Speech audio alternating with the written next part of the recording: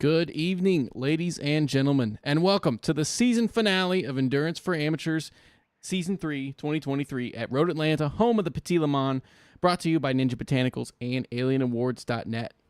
Coming up is our final 90-minute race of the season with LMP3 and GT3 cars, and last time out at Road Atlanta, Nicholas Paletti secured another win in the LMP3, securing a strong grip on the championship trophy coming into the night. Both Zach Nuremberger and Nick Terrell do still have mathematical chances for first, however. The GT3s were won once again by Terry Kiger Jr., who has officially secured the GT3A championship with a 9-point buffer between his worst possible finish and Tyler Langenberg's best finish, the current second-place man. But GT3B is even spicier coming into the night. Richard Curry does hold the lead and the chance for the most possible maximum points, but all the top 5 drivers in the standings have a shot at the title, from Curry, Elijah, Real, Visuvasam, and even more shockingly, James Foreman, who missed the first 3 weeks of the shortened season, but he's still in it with a shot for first overall. And I am joined in the booth once again by Paul Skip. Paul, there's a lot on the line for some of these drivers, but some parts of this track are going to be huge headaches for traffic between these two classes and between cars as well. What mindset do they need to have to keep it clean but still try to maximize their points haul in this important race? Well, it's all about one thing at Road Atlanta, and that's getting fast, consistent laps. There's more than a handful of turns that are a huge problem here, particularly turn one. Going to see a lot of guys just going into that corner way too hot. Everybody in the GT3 class is entering it at about 140, 150 mile an hour maybe. Then you got turn 3, that quick little right kink at the top of the hill. It's blind. A lot of guys will overshoot it, take the service road. And then probably one of the trickiest turns is the exit of turn 7. It's just flat. The car's real slick right there. All the cars are, P3 and GT3. And it's real important to get hooked up and get a good run down the long straightaway into turn 10. Yeah, I mean, so much of your lap time depends on that long straight you can see there. And like I said, not the easiest corner to come out of in that previous complex. So I think we'll see a lot of lap time gained and lost in that section. I imagine that most of the passing opportunities will be down there into turn 1. It'll be a little easier for the LMP3s to get around the GT3s, but this section that we see Zach Nuremberger in right now, I don't think is going to be one of those sections. It's mighty tight. Definitely not. That the downhill S's that Zach Nuremberger's going through right now, that racing line through there seems like it's an inch wide when you're going through it at about 120, 130. Nicholas Paletti, fastest time for qualifying of the 3 times in so far. He had the fastest time in practice and does not need to do a whole lot to secure the championship in tonight's race, especially if he's able to secure himself a few bonus points with keeping the incident count low. He really just kind of needs to finish the race, not a few laps back. As long as he puts in a respectable finish, he may be able to lock this up, but he has had the pace today to actually win this race, but right now Nick Terrell pipping him up there by half a second early in this qualifying session. And that's no joke. Nick Terrell has shown up to race. He's not going to go quietly. He knows it's a slim chance to get a hold of whatever better position he can get, and he's going to try and go for it every time. Yeah, all he can do is just race what he needs to do and get the result he needs in this race. So I know he's focused on trying to maximize tonight's points. He's going to basically need to win the race and get all the safety points to have a shot. Zach Nuremberger is a little bit closer to that first place position, but really with just no bad drop weeks on Nick Paletti's record outside of the couple that he's already dropped. As long as he just has a decent night, he might be okay. GT3B, though, as I mentioned earlier, a lot more interesting, and all but one of those guys in that hunt for the B-Class Championship are in this race. Right now, Dan Real is the highest of those guys in qualifying, but Richard Curry, the current leader, who just got pipped by James Foreman, he's down there in 12th with James Foreman ahead of him. And Abhi Visavasam is no qualifying time so far, but we are missing Leonardo Elijah. Speaking of missing drivers, we're also missing Aaron Clayball. That's a shame to see. Yeah, Aaron had a real good season this year. It's a shame he's not here, but hey, nobody can stop the flu, right?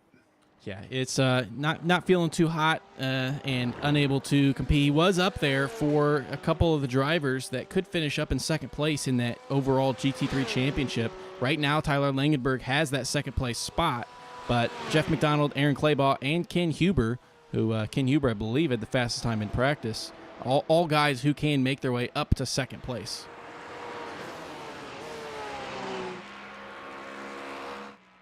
We're a little bit past halfway mark in the qualifying session. We can see most times out there, most sections out there in the yellow, drivers struggling to keep it quick. And it's not the biggest tire wear track that we've ever seen, but turns like this one in the last corner, I think, may stress the car a little bit, especially when you're about to try to start a hot lap. Yeah, the tires are always a factor. I'm not so sure about the P3 so much as the GT3s. I think are going to see the more wear.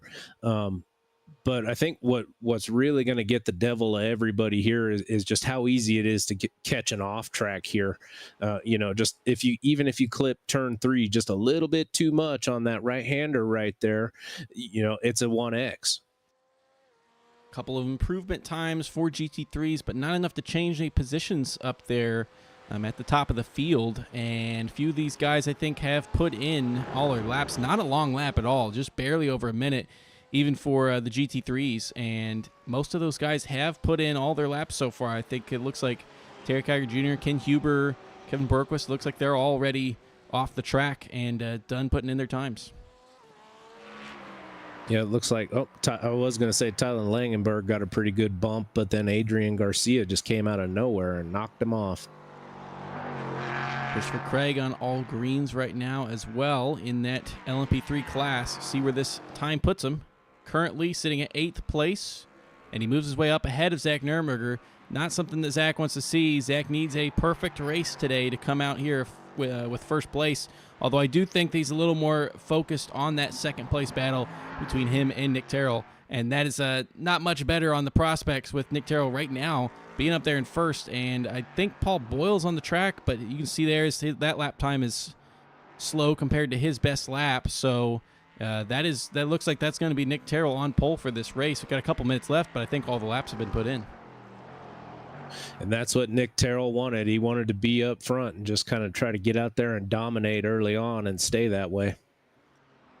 Patrick Ripley on all greens, no purples in this lap that he's putting in right now, however, so we'll see where this puts him on the overall board as he comes across the line. Making his way around the final corner.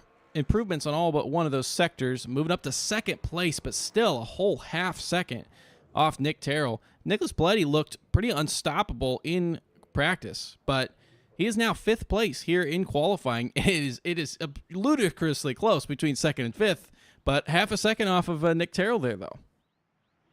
Well, it's a long race. If anybody knows that, Nick knows that. And then we do have the pole sitter curse. Not trying to put it on anybody, but it has happened numerous times in the past this season. Yeah, last event was the first time we saw somebody get pole position and have a good race for this entire season. It has not been the place you want to be. And certainly some of those drivers who have been up there can attest to that. But it is interesting, this is only the second pole as well for Nick Terrell. He only had one pole earlier in the season. This one's certainly a commanding lead that he's got when nobody else putting in times. It's looking like that's going to be him there at the top.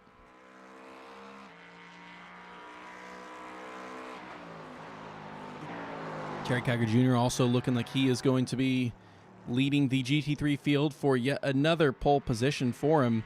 Already had 4 coming into this race out of 6 races. We'll now have 5 out of 7 races with a pole position, and he'll be trying to make it 4 wins on the season as well. Terry's just been unstoppable this season. He's got his 911 working the way he likes it. The guy just couldn't be touched. Well, we will verify these results real quick. Be back with you in just a couple minutes and get ready for this 90-minute season finale.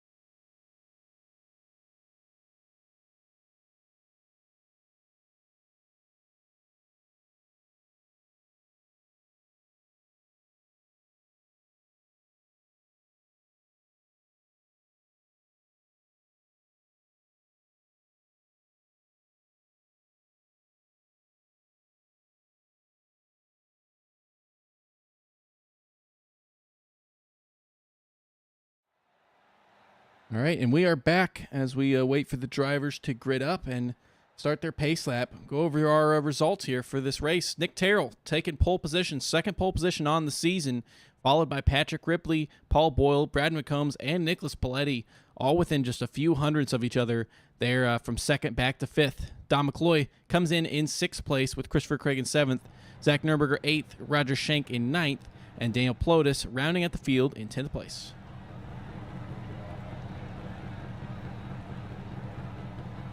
And in GT3 on the overall pole, we have Terry Calgar Jr., followed by Jeff McDonald, Adrian Garcia, Ken Huber, Tyler Langenberg, Kevin Bergquist, Christopher Newby, and John Kelly. In GT3B, we have on the pole for Daniel Real, followed by the last place GT3A racer, Tony Watson, who's then followed by Richard Curry, James Foreman, Abi Visuvasam, and rounding out the field, last but not least, Mr. Mark Dillon Jr.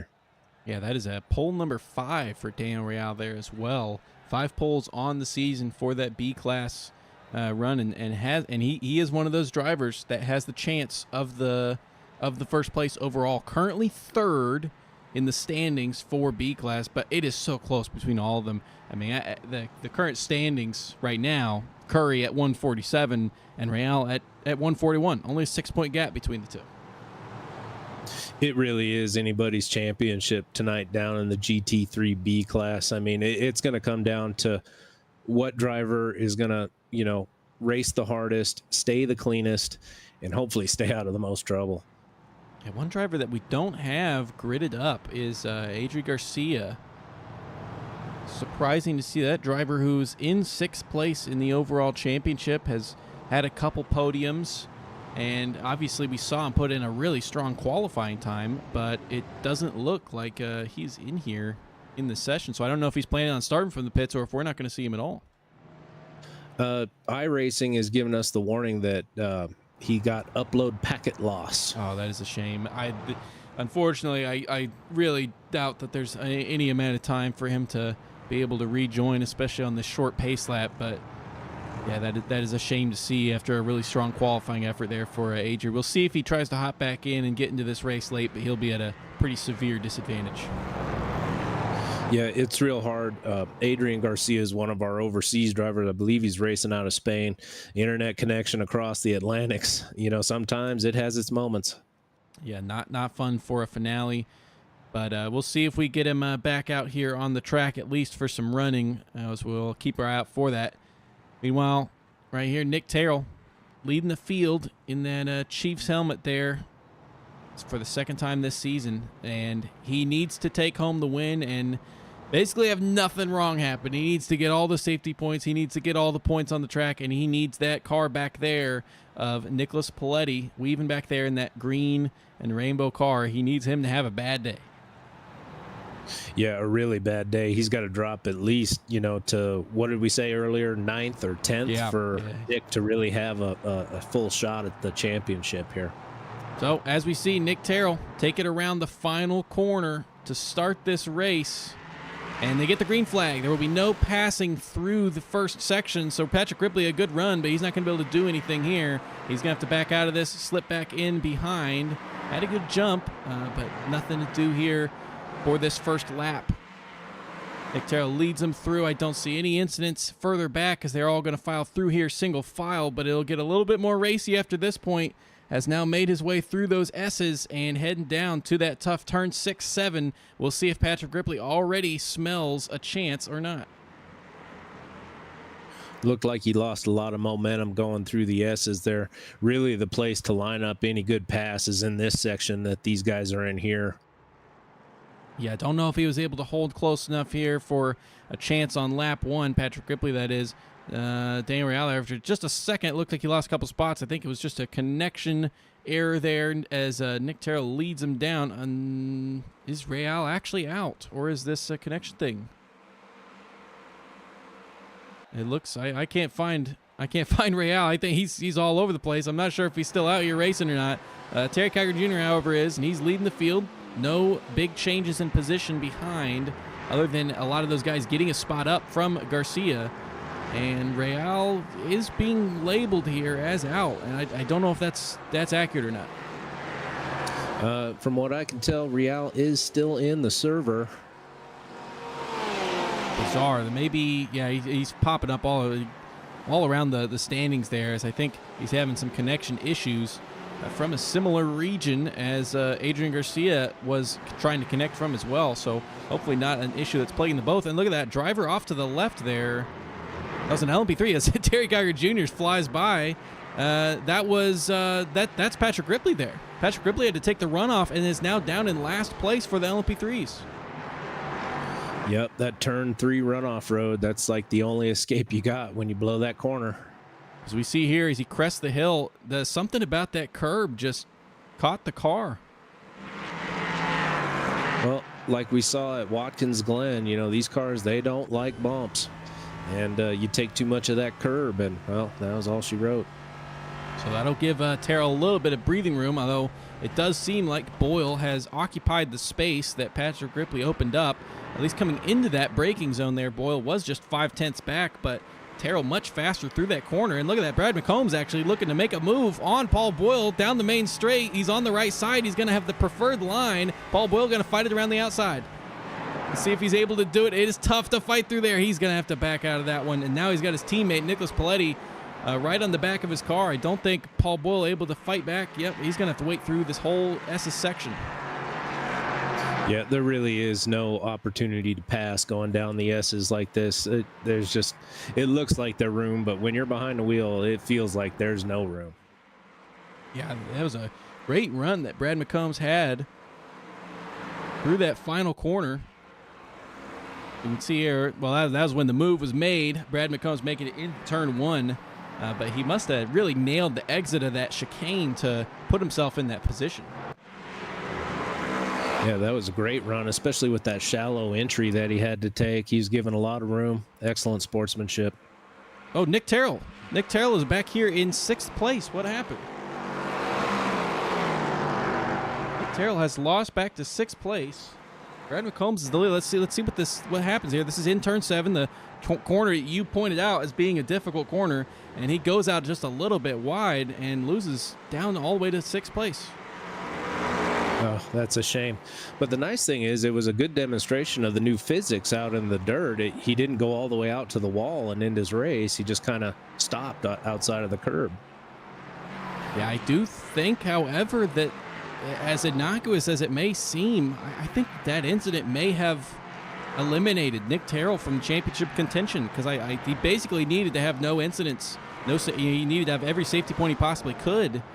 I think that actually already has eliminated him from the competition for first. So that guy in front of him, who is Zach Nurnberger, is going to be who he's focused on for the rest of this race as he tries to beat him for that 2nd place. And Zach's definitely got 2nd place. I mean, all he's got to do is keep it clean and keep all the bonus points that he can, and he's got it on lock. Brad McCombs does have that lead, but it is not without contest behind. Paul Boyle, just a couple tenths behind, has followed him since he got passed into turn 1, and Paletti has been tailing the back of Boyle as well. So Nicholas Paletti had not a bad qualifying time, but his position left a little bit to be desired. But now a couple incidents have opened the opportunities for him, and he may be trying to make a move on Paul Boyle coming up here, as he has just set the fastest lap. Right. All Nick's got to do now is just stay calm, cool, and collected, make the moves at the right time, and he'll have no problems. He'll have the championship in the bag. Don McCloy there catching up behind as well in 4th place. Had got there for just a second, was less than half second to Paletti. But this top 4 starting to pull away. Christopher Craig is there in 5th, up a couple spots, but 3 seconds back off of Don McCloy. You can see him in the background there of that shot.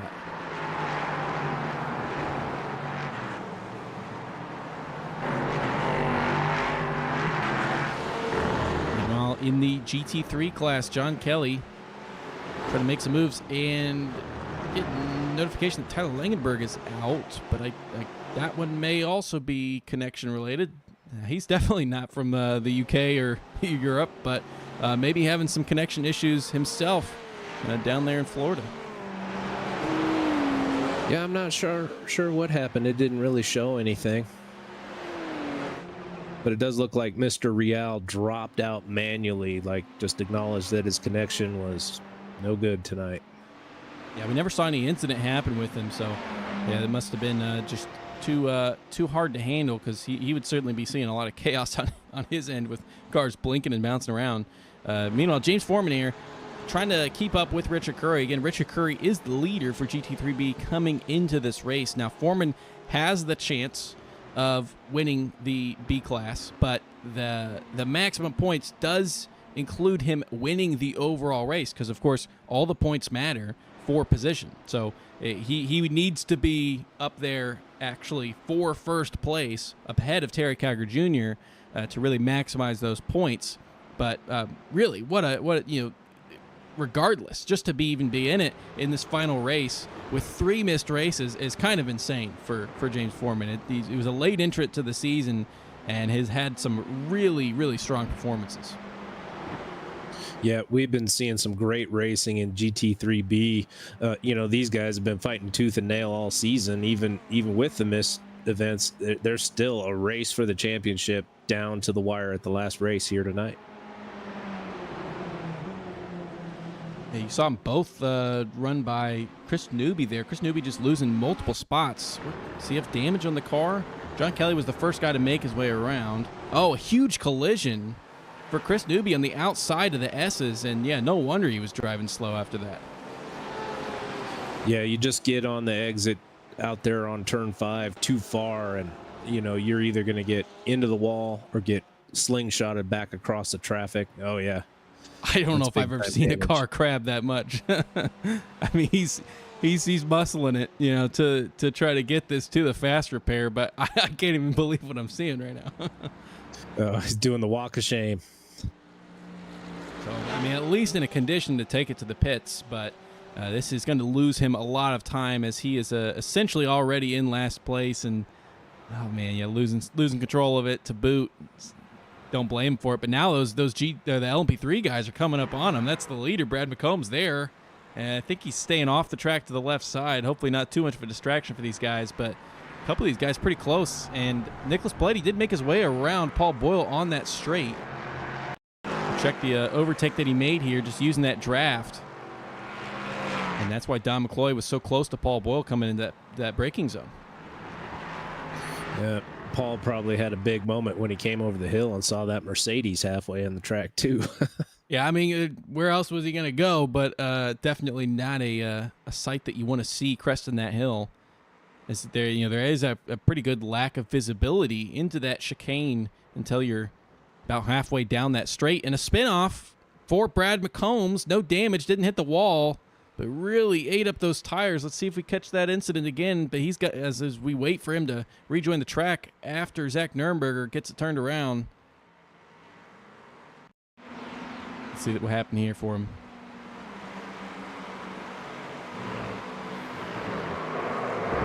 Oh, looked like the rear end just let go. Yeah, definitely a little different than we saw what happened to Chris Newby there. Chris Newby's incident in that corner, that was on the exit, just a little bit too much speed, I think. That one, losing control with the bumps, the corner prior. Yeah, something really upset the car. I didn't really see him take a whole lot of curb, but something just made that car mad and just kind of threw him. It's fortunate, when he got off into the turn 5 curbing, it didn't really upset the car more, and it was just kind of a mellow stop there in the runoff. Yeah, luckily shouldn't really have even an ounce of damage on that car, but has now dropped back to 7th place. There's plenty of fast and strong drivers in front of him, so a lot to make up there, as he lost, unfortunately, a whole 16 seconds on that lap.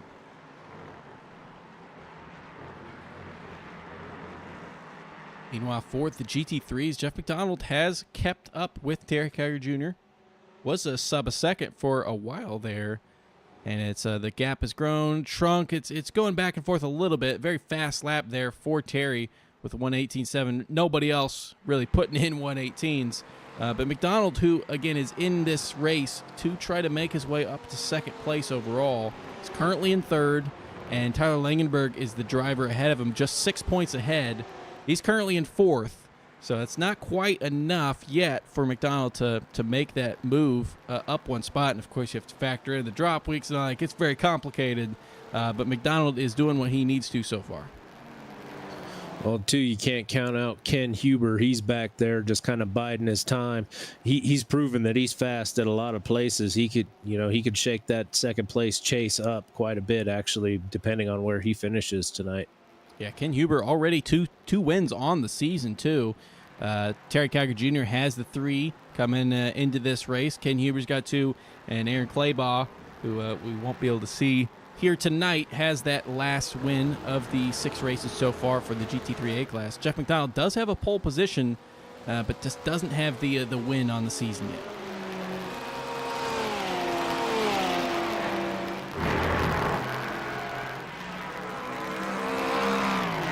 Zach Nurnberger, as he powers his way through the S's, trying to catch up to Christopher Craig. Nurnberger and Craig both up 2 spots. And it certainly could have been a better qualifying outing for Nurnberger, who needs a lot to go right for him today, at least for the win. He does have the natural advantage over Nick Terrell on the second place, but he does have Nick a couple spots ahead of him now, so he really needs to get on it. He needs to make this move on Christopher Craig. He's going to send it down into the braking zone of the chicane, and not much of a fight back from Christopher Craig there, I don't think. No, and that's a real easy place to make a pass. You could see it coming. It's easy if you know you don't have anything for the guy trying to pass you, just to let him go, which, we just saw. Very sportsmanlike conduct. Yeah, and Christopher Craig as well, also, I don't think still at 100%, had missed a number of races from a dog bite injury. So just healing up, but glad that we get to see him out here racing tonight. And with the 10 LMP3s, only one of them out of the race so far, and that is Patrick Ripley. Meanwhile, in the GT3s, everybody in the race with the exception of Real, who's out, and I think Mark Dillon Jr. essentially out of this race because he's been in the pits for about 7 minutes now.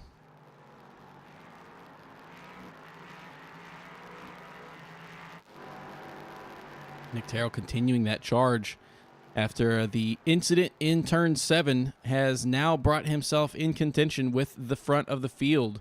So that is 3rd and 2nd right there in the screen for him, right ahead of him.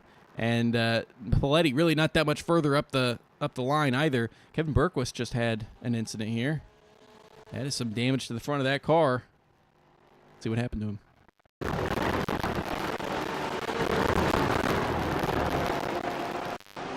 That's the alternate scenario I was talking about at the Turn 5 exit, where you just get shot across the track.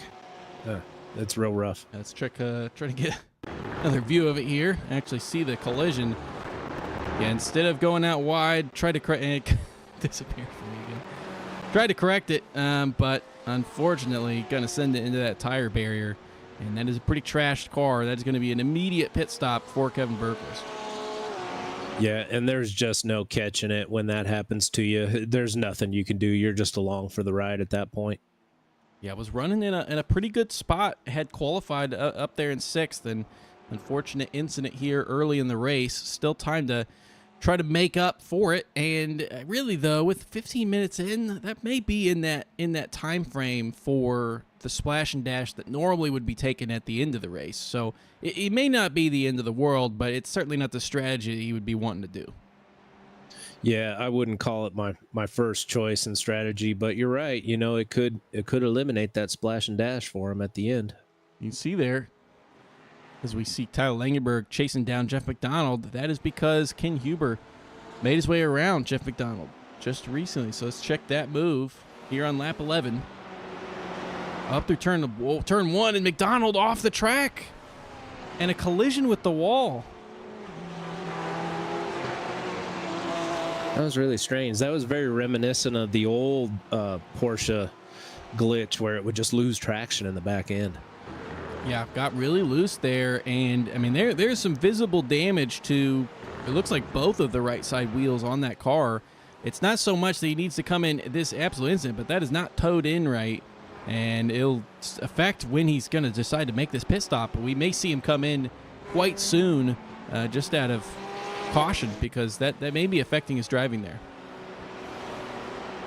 Yeah, his best option right now is if it's running in any kind of reasonable shape is just keep limping it along for as long as he can. Yeah, you can see how much time. I mean, he's 3.5 seconds back from Ken Huber. Langenberg hasn't been able to capitalize quite yet, but he continues to catch up, especially through these S's here. And it's not easy to follow through there, but that just goes to show probably what that damage to the car is doing to Jeff McDonald as he lost some advantage through that section.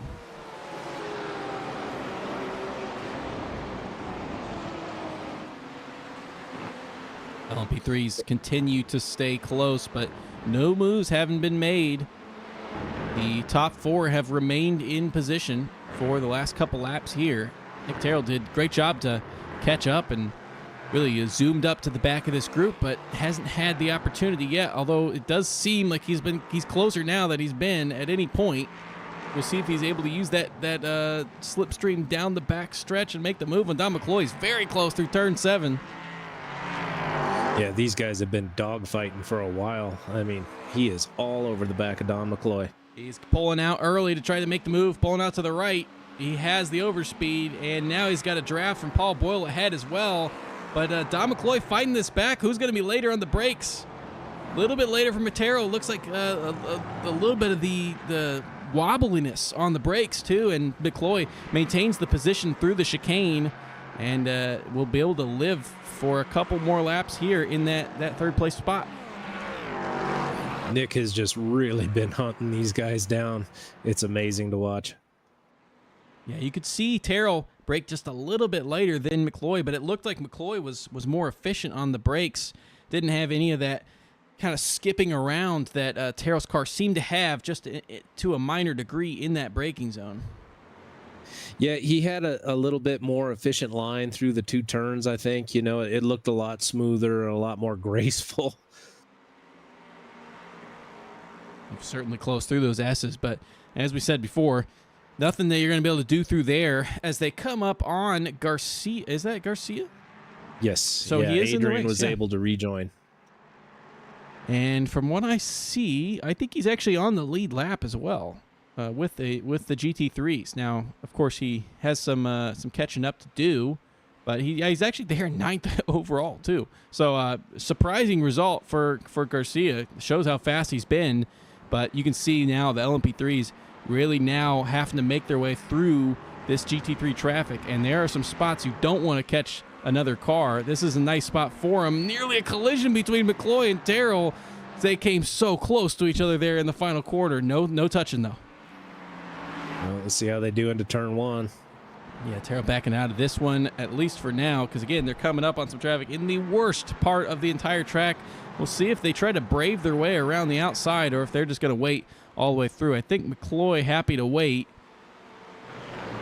Just where are you going to go? They're not that much faster, the LMP3s. I was going to say, he doesn't look too happy. He's back there trying to find whatever hole he could. Yeah, definitely a little scared from being attacked from behind, but has maintained that position. Now into turn 6, he makes the pass, and so does Terrell. So they will be free run through here on the back stretch, as they don't really have any GT3s close to each other. And we'll see if he's able to make the move this time. We know what Nick Terrell did last time. He's able to pull out a lot earlier. He's further back this attempt. I don't think we're going to see anything from him on this lap. Yeah, it was kind of hard to set up the good run out of turn 7 there with that traffic in the way. I think that really hindered him. But now that they got some clean air in front of them, I think we'll see some fireworks here on this next lap. We have an off track here for Beavis Avasum. Out through turn 1, really risking it there on the grass. But that is about as good of a result as you could hope for, I think. Yeah, that wasn't bad at all. You know, he kept it off all the walls, got it back on the pavement. Yeah, detail for those that are unaware in the latest patch. Oh, as Nick Terrell thinks about a move there down into the downhill, not able to make anything happen, but with a fastest Sector 1 of the race for the LMP3s. But as I was saying, update to the parameters for off-track grip, driving, speed, slowdown, in general, grass, sand, gravel, all those off-track surfaces should slow the cars down a lot more than they did before. And the curb seemed to slow down Don McCloy in that section there, as I think that Nick Terrell's going to have an easier time than he's had the last couple laps here. There's the run. Let's see what they can do down into turn 10 here. Nick's at the disadvantage. Yeah, McCloy not even really fighting that one too much. I thought, and the Terrell losing control. He was too fast. Oh. You can see that on display how quickly he got stopped in the sand there. Not a major incident for him, but that's just, again, more safety points kind of running off the board for him. Oh, he just gets so close, and then it's just taken away so fast. Yeah, luckily still in this race, however, didn't even really lose too much time. He's just 5 seconds back from Don McCloy, but finally had that move done, and it looked like he had got it slowed down all right, but just through that mid part of that two-turn chicane, I guess just a little bit too much speed. Well, too, and then before the update that you were talking about earlier, I remember that going off in that section in the chicanes there was like a death sentence. You just fly all the way out to the far end of the track and have to limp back onto the road. It just, it really does show how much iRacing has improved the surface. Yeah, we had a little test race last week using the GTP cars, which we'll be using for the next little mini season coming up. And yeah, I definitely experienced it myself as well, especially at the Indy Road course, just heading off into the sand traps. Normally, maybe you lose control, but I mean, it really chugged the speed of the car down a whole lot and lost a good amount of time, but stayed on the track and was able to keep racing. Yeah, that's the key thing, is that you're able to keep racing. Nothing is as catastrophic as it used to be, it seems like. It doesn't affect this league as much with the fast repairs, but another one of the big updates was the time for repairs, too. They massively reduced the amount of time it would take to change certain prefabbed parts of the car, especially like the GTPs, like the front bumper, the rear bumper, things that are easy to replace real quick that they just clip in and clip on. And then they also reduced the amount of things that call for a meatball, which actually is something that will affect this league, because there's times where people get that meatball flag over something quite silly, really, and it is not a fun experience to have to come into the pits when the car really feels okay. Yeah, and that's the truth. It's happened to me a couple times. You get a meatball and it's like the car's still doing the fast laps. I don't need to come in, but you got to take care of it in 3 laps or you get DQ'd. So it really is nice to see iRacing making these improvements. I don't know how, but somehow Nick Terrell has already passed Don McCloy again. I don't see any off track or anything for Don, but he was 2.7 seconds, Nürburgring was 2.7 seconds faster in that sector there. So something must have happened to Don McCloy in sector 2, but it wasn't enough to ping my off track counter. But easy pass for Terrell. He just ran a 120, so something had to slow him down somewhere. Something somewhere in that second sector, but unknown exactly what caused that. But still in this race, Don McCloy was a driver coming into this race that did have a lot to gain, too, because currently in the 5th place spot, but could make his way all the way up to tied for second with Zach Nürnberger, provided maximum and minimum possible results.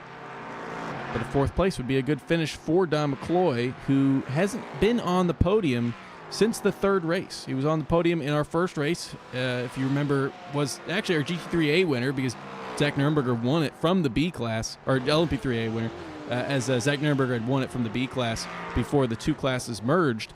And then Don McCloy also earning a podium in that 3rd race of the season, but missed last week as well, so just needing a good result here tonight.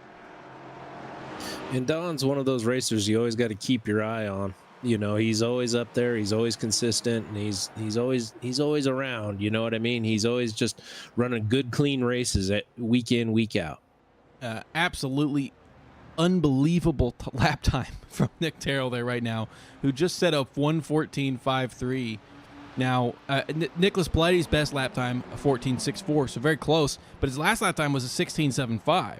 2 seconds faster for Nick Terrell on that lap. I'm not saying that that's going to be the continued trend, but it is something to keep an eye on as we are at a 10-second gap between the two right now, and see if that comes down appreciably in these next couple laps or not, as we see a few guys in the LMP3 class making their stop. Paul Boyle, the front of these guys to do so, but Zach Nurenberger, Roger Schenck, and Christopher Craig also coming in for their stop at the same time. It's a little early for the P3s. Usually they stop around the 35 minute mark, if I'm not mistaken. Yeah, I would agree. It does seem a little early, but considering that we got multiple guys doing it, a little interesting. And we're not even to that third way through the race mark. But yeah, now on the next lap, Paletti and Terrell coming in. So I don't know if there was anything maybe changed with the fuel parameters on these cars, like fuel usage, but it does seem a little early. Meanwhile, they did get, I mean, the guys who just pit did come out into a pretty good gap, at least as far as avoiding the GT3 cars. As you can see Paul Boyle up there on that mini map. Just a couple GT3s down the road and totally clear track after that. I wonder if it's not the flat out nature of the track to kind of playing hell with their fuel consumption. Yeah, it's a plenty long straight for them to burn fuel through as Nicholas Paletti gets going, and Nick Terrell, pole sitter there at the front box, lands after taking some tires. So it was a 10-second gap coming into this pit cycle. Let's see if that changes at all. And Paul Boyle is going to be fighting Nick Terrell. Nick Terrell loses control. Nearly what a save. Forgot about those cold tires. That was a crucial save for Nick Terrell there. Yeah, freezing cold tires coming out of the pit stop, and that could have turned out a whole lot worse for him, especially if any other car had been around. But he does come out in second, so Paul Boyle doing well in that pit stop cycle, and especially having a pretty quick outlap himself too. Yeah, we'll have to see what Nick does once he gets those tires caught up and then, gets back on the attack here. Richard Curry in his Lego car is trying to catch up to Garcia, who, again, started this race presumably from the pits and somehow made his way up now halfway through the field in the 7th place. He had qualified up there in 3rd with a really strong time, and obviously has been putting in strong times already. As we just had an incident here, Zach Nurenberger just making his way past Terry Cowger into turn 7. A lock up there under the entry. Oh, and Brad just couldn't avoid him. That's too bad. Yeah, narrow avoidance for Terry and Ken Huber there himself. And it did look like there was a sizable collision between Brad McCombs and Zach Nurenberger, although they don't see any severe damage between the two cars. Speaking of damage, Jeff McDonald back there still running with those 2 damaged wheels and still ahead of Tyler Langenberg too.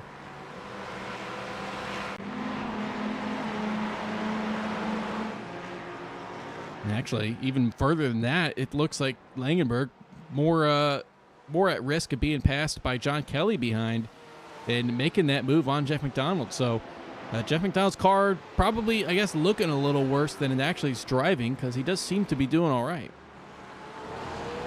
Yeah, I mean, that damage doesn't look like it's hurting him too bad. Nothing's really changed between these 3. The pack's got a little tighter, though. And this is not the easiest track to make a move on as well. I mean, there's a couple good opportunities, but it does require you to really nail the corner beforehand. And other than that, like the track is not very wide. It's actually pretty thin, and there's spots here where you just can't really fit your car. Yeah, there's no way. I mean, you can get it done, but should you get it done going too wide through the S's there after turn 3, it's probably not a smart idea. Richard Curry out into turn 1. We've already seen a couple guys do this. Let's see. There's that slowdown. You can see that would have, I guarantee 2 weeks ago that was hitting the wall.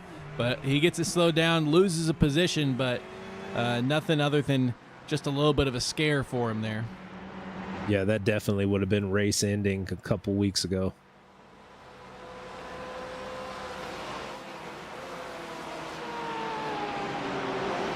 So again, none of the GT3s having made their pit stop outside of any that have had to come in for some damage. So nobody right now planning to do that, split it into 3 equal stints. But we're not that far past that 30-minute mark, so we'll see where that strategy plays out.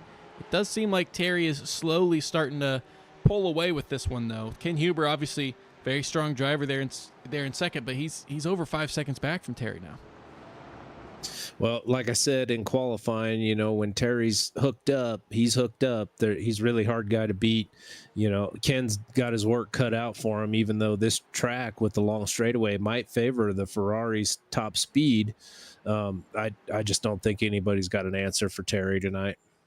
And this race is also a little bit of a swan song for that Ferrari, as the new Ferrari, the 296, has been introduced to replace this model as the current GT3 model. So moving on from for this next season, as well as with all the officials, that this Ferrari 488 here will be replaced by the new one. I mean, they do look pretty similar, although I will say from the back, it looks exactly like a Corvette to me, honestly.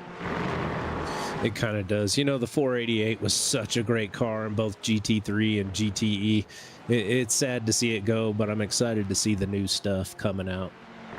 Yeah, the lineup will be all of the current offering of GT3 cars and then all the offering of GTP, because now with the Acura and the Acura and the Porsche being added, along with the Cadillac, which we just got recently, and the BMW, which we've had for a little while, there will be a fully stocked GTP class for Endurance for Amateurs next season.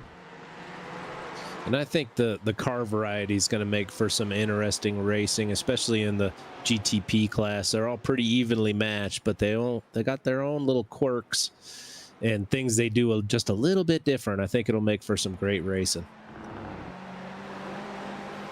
So, I guess as I mentioned, a swan song to the Ferrari, we're also having a swan song for the LMP3 here, where Nicholas Paletti is leading the championship. He's currently leading the race.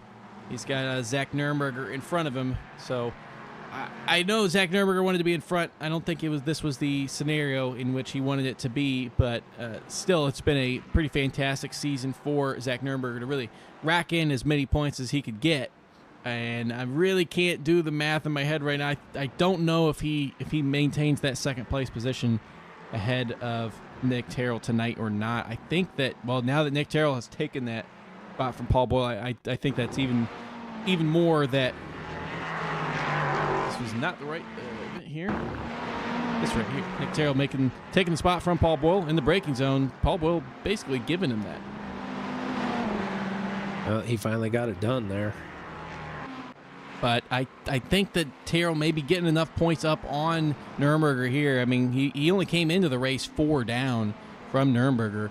I think that he'll be coming out of this with the second place in the championship, which does come with the trophy. Right. It does look that way if Nick maintains the second, third position, and Zach Nuremberger being as back as far as he is. I think that's how it's going to shake out, and might even put Brad McCombs ahead of Zach, unfortunately. I'm not 100% sure. Brad's back there a ways too, though. Yeah, Brad had the early incident that we saw as well. Was a driver who had a lot to, I think he could finish as high as second coming into this race, but that's not going to be a possibility for him now. We'll see how that works out for him in the rest of the race, but 25 seconds back, unfortunately, to Zach Nuremberger there. It's a lot to catch up.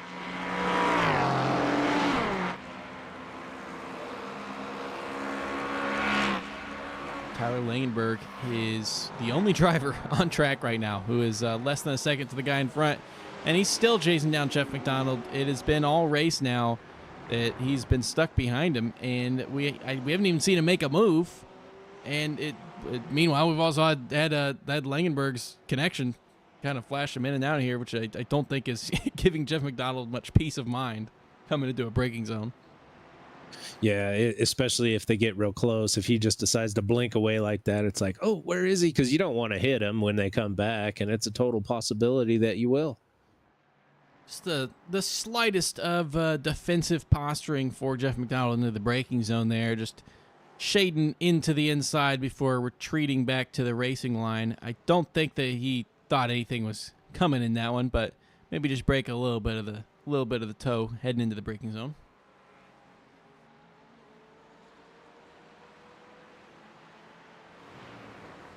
And through the S's, he continues to lead ahead of these guys. It's been a strong race for McDonald, despite that collision that we saw on that inside wall there. I mean, his last lap was a 1:19.4. Fast lap is a 1:18.6. So he really is running close to the best laps that he's had on this track so far tonight.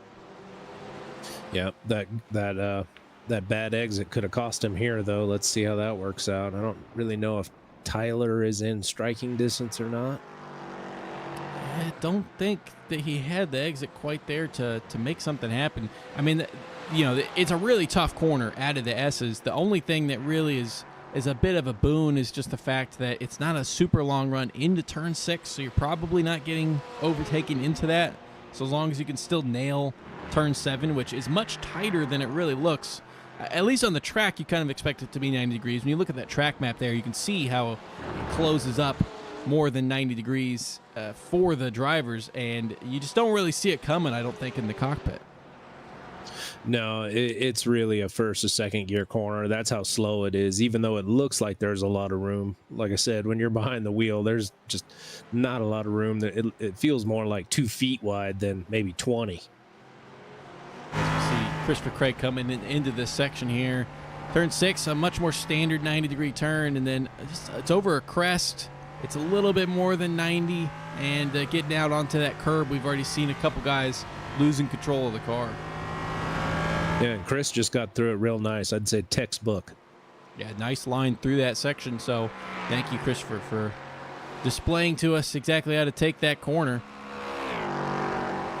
As he's currently running in 5th place, up a couple from where he qualified in 7th, and looking to have a good result here in this final race of the season.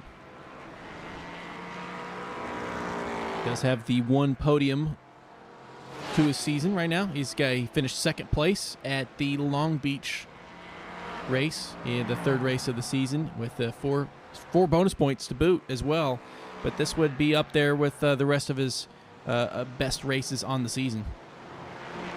Yeah, I'd say so, especially the 4 bonus points at Long Beach, man. I don't think hardly anybody walked away with bonus points out of that. Yeah, not a easy race for really anybody. It was a bit of a bloodbath, and it made it no more easy the fact that the GT3s and LMP3s not really separated by a whole lot in pace. It does seem like there's enough of a pace difference between the two cars, at least at this track. They're not struggling too much to make their way around, outside of maybe just getting caught up behind them in the S's section. But we see Paul Boyle, perfect example here, as we come up to the S's, desperately wanted to get by in turn 1. Garcia not making the room, and Boyle nowhere to go, and he's going to lose a lot of time to Nick Terrell now through this section. Well, and then speaking of Nick Terrell, the interval, that 7-second-ish interval we saw between Terrell and Paletti. Oh, and Garcia losing control into the wall there. Oh, did he get hit? I didn't see it. No, just lost control on that curb. Drivers really testing that outside curb, those massive rumble strips. We've seen a lot of guys go out quite wide, and that was just a little bit too much for the car.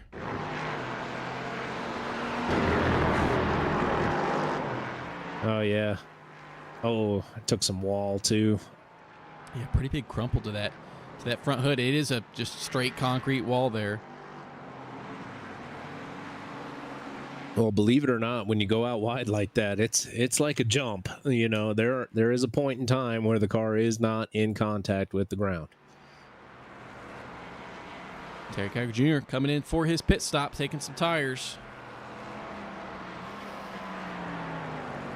We'll see where this places him again. Ken Huber going at least an extra lap. We'll see if he hits the very next lap. This should be around when they are running out of fuel. So I think this was just the end of the fuel tank for Terry.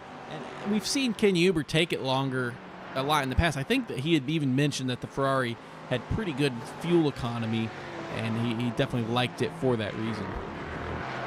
Right. We know two things: the fuel economy thing, and then it likes the long straightaways. It might play into his hands. We'll just have to see how his pit strategy kind of shakes out. The same thing could be said about Tyler Langenberg. He's quite the strategist driver. You know, he's been known to stretch races out. What was it? Was it the Glen where we saw him one stop the race? Yeah, not even a particularly low speed circuit. Yeah, at Watkins Glen with just the one pit stop and earning a podium through that effort.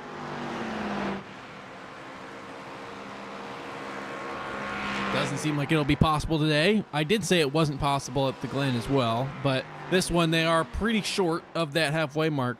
But still, regardless, fuel saving is time saved in that final pit stop that they make.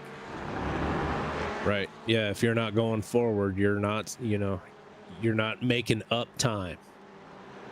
Tyler Langenberg leading this race for the GT3s as he is still going another lap. So he is taking this quite far, as he doesn't have a win on the season, and he is a many-time race winner in the past, of course. Has a number of podiums to his name so far this season. Got a podium in Sebring, in Long Beach, in Watkins Glen, and was 4th place in Canadian Tire. But he just has that top step has eluded him, as Terry Cowger Jr. has had a bit of a stranglehold on that first place position for a lot of the races. And then when it's not him, it typically is Ken Huber. Right. Yeah. Tyler has had his work cut out for him, but I wouldn't expect, anything less from Tyler than a possible win tonight. I mean, he's a really good driver. He's a tough competitor. He knows what he's doing, and he's got the strategy down to boot. Yeah, well, interested to see the result. I'm also interested to see coming up to this next season what class he decides to race in, because with slightly different class mandatory requirements, there's no longer drivers are not disqualified from the league after a certain number of championships, but they are locked into the higher class. So drivers with multiple championships in the E4A are locked into the GTP class, and that includes Dennis Diaz, Nicholas Paletti, Derek Iger Jr., Bryce Anderson, and Nick Terrell. Those guys will all be locked in for GTP next season, but a guy like Tyler Langenberg here will have the option between the two cars, and I'm interested to see what he does. He was there at the practice race, and it didn't help me at all, because one race he raced in the GT3 and the other one he did the GTP, so I have no idea where his head's at with it. I couldn't tell you either. I know he was real competitive in the LMP2, and the GTP class cars kind of seem to be a little more akin to the LMP2 than the LMP3 is to either car. So we'll just have to wait and see. So he's coming in for his pit stop, and when he leaves his pit box, it's going to be past halfway. 90-minute race. We're at 44:10. He's hasn't stopped yet. It's a pretty long stop for the fuel. Is he doing it again? Is he actually planning to try to do a one stop at this track? I mean, he would save a lot of time. It is a little bit of a slow pit entry, given how much speed you have to scrub off from that last corner. Yeah, it's real tricky too, and then it tightens up right at the end. You get that little slowdown chicane before you get actually on to pit row. Seen quite a few guys mess it up in practice. They just kind of come in too hot, take the wall, and spin out right there on the pit. And he gets going there at 44:50. So with just 10 seconds away from the halfway point, and of course keeping in mind that he had burned some fuel in that pace lap, if he drives this second stint like he drove the first one, which may explain why he was never trying to make the move on McDonald, I think this actually could be doable. I mean, I'm saying it because I know I've seen him do it before, so I have a little more confidence in the strategy. But this is certainly a bold strategy to try to pull off. Do you expect anything less from Tyler, though? Yeah. Now, we had an incident here for Paul Boyle making his way around Richard Curry, and then Zach Nuremberger in front. A little bit of a collision as Nuremberger taking it slower than he expected, although doesn't look like much too bad happened to Paul Boyle in that, but lost some more time to Terrell, who continues to try to catch up to Nicholas Paletti ahead. It's now sub 5 seconds between the two. And then last time we talked about it, it was 7. So he is making that catch up. Yep, he is taking time out of Paletti, that's for sure. Looks like something happened in the last couple laps, specifically where Paletti lost some time. It wasn't the last lap, because last lap they were almost equal to each other. So a couple laps ago, something happened where he really cut that lead down by another second and a half or so. Could have been some traffic that Paletti was dealing with, although don't really see. I mean, it's all pretty much empty behind him. Could have been a car that came into the pit stops, I guess. I think it was maybe Adrian Garcia and James Foreman, because Paul's just getting around those guys now. So I think he might have Paletti might have run into those two guys at the wrong time, like perhaps in the S's. Yeah, I mean, losing a second and a half is probably a lucky result in that kind of scenario. It does look like they're all kind of getting stopped up here as well. Paletti is ahead of this group, but that is a lapped LMP3 of Daniel Plotis right ahead of Nick Terrell, and then a couple GT3s with Tony Watson in 7th, Kevin Berquist in 6th. So, which, by the way, Kevin Berquist, good to be in 6th place still, despite that early incident that he had. Now, he had to make the early pit stop, and the hope is just that he didn't pit so early that he's out of the strategy. But I would think that if he had made that stop, given the damage they had, that was about where he needed to be. Yeah, I'd say so. And, he's got the jitters out of his system, and he's just kind of running his race now, and he's holding strong in that 6th spot. Carroll's not going to be able to get by Berquist into the braking zone there, but should be able to get by down, sweeping in through the final corner, at least in the turn 1, which is good news for him because it's clear roads ahead now to Paletti, who is making his way through turn 1 now. Himself, he has a little bit before he gets up to some traffic making their way through the S's right now. Yeah, and you can see how much that slowed him down. Paletti ran a 15-something where Nick was, hamstrung into the 16s, the mid-16s. Yeah, 1.4 seconds separating the two. And don't think that trend is going to continue through every lap.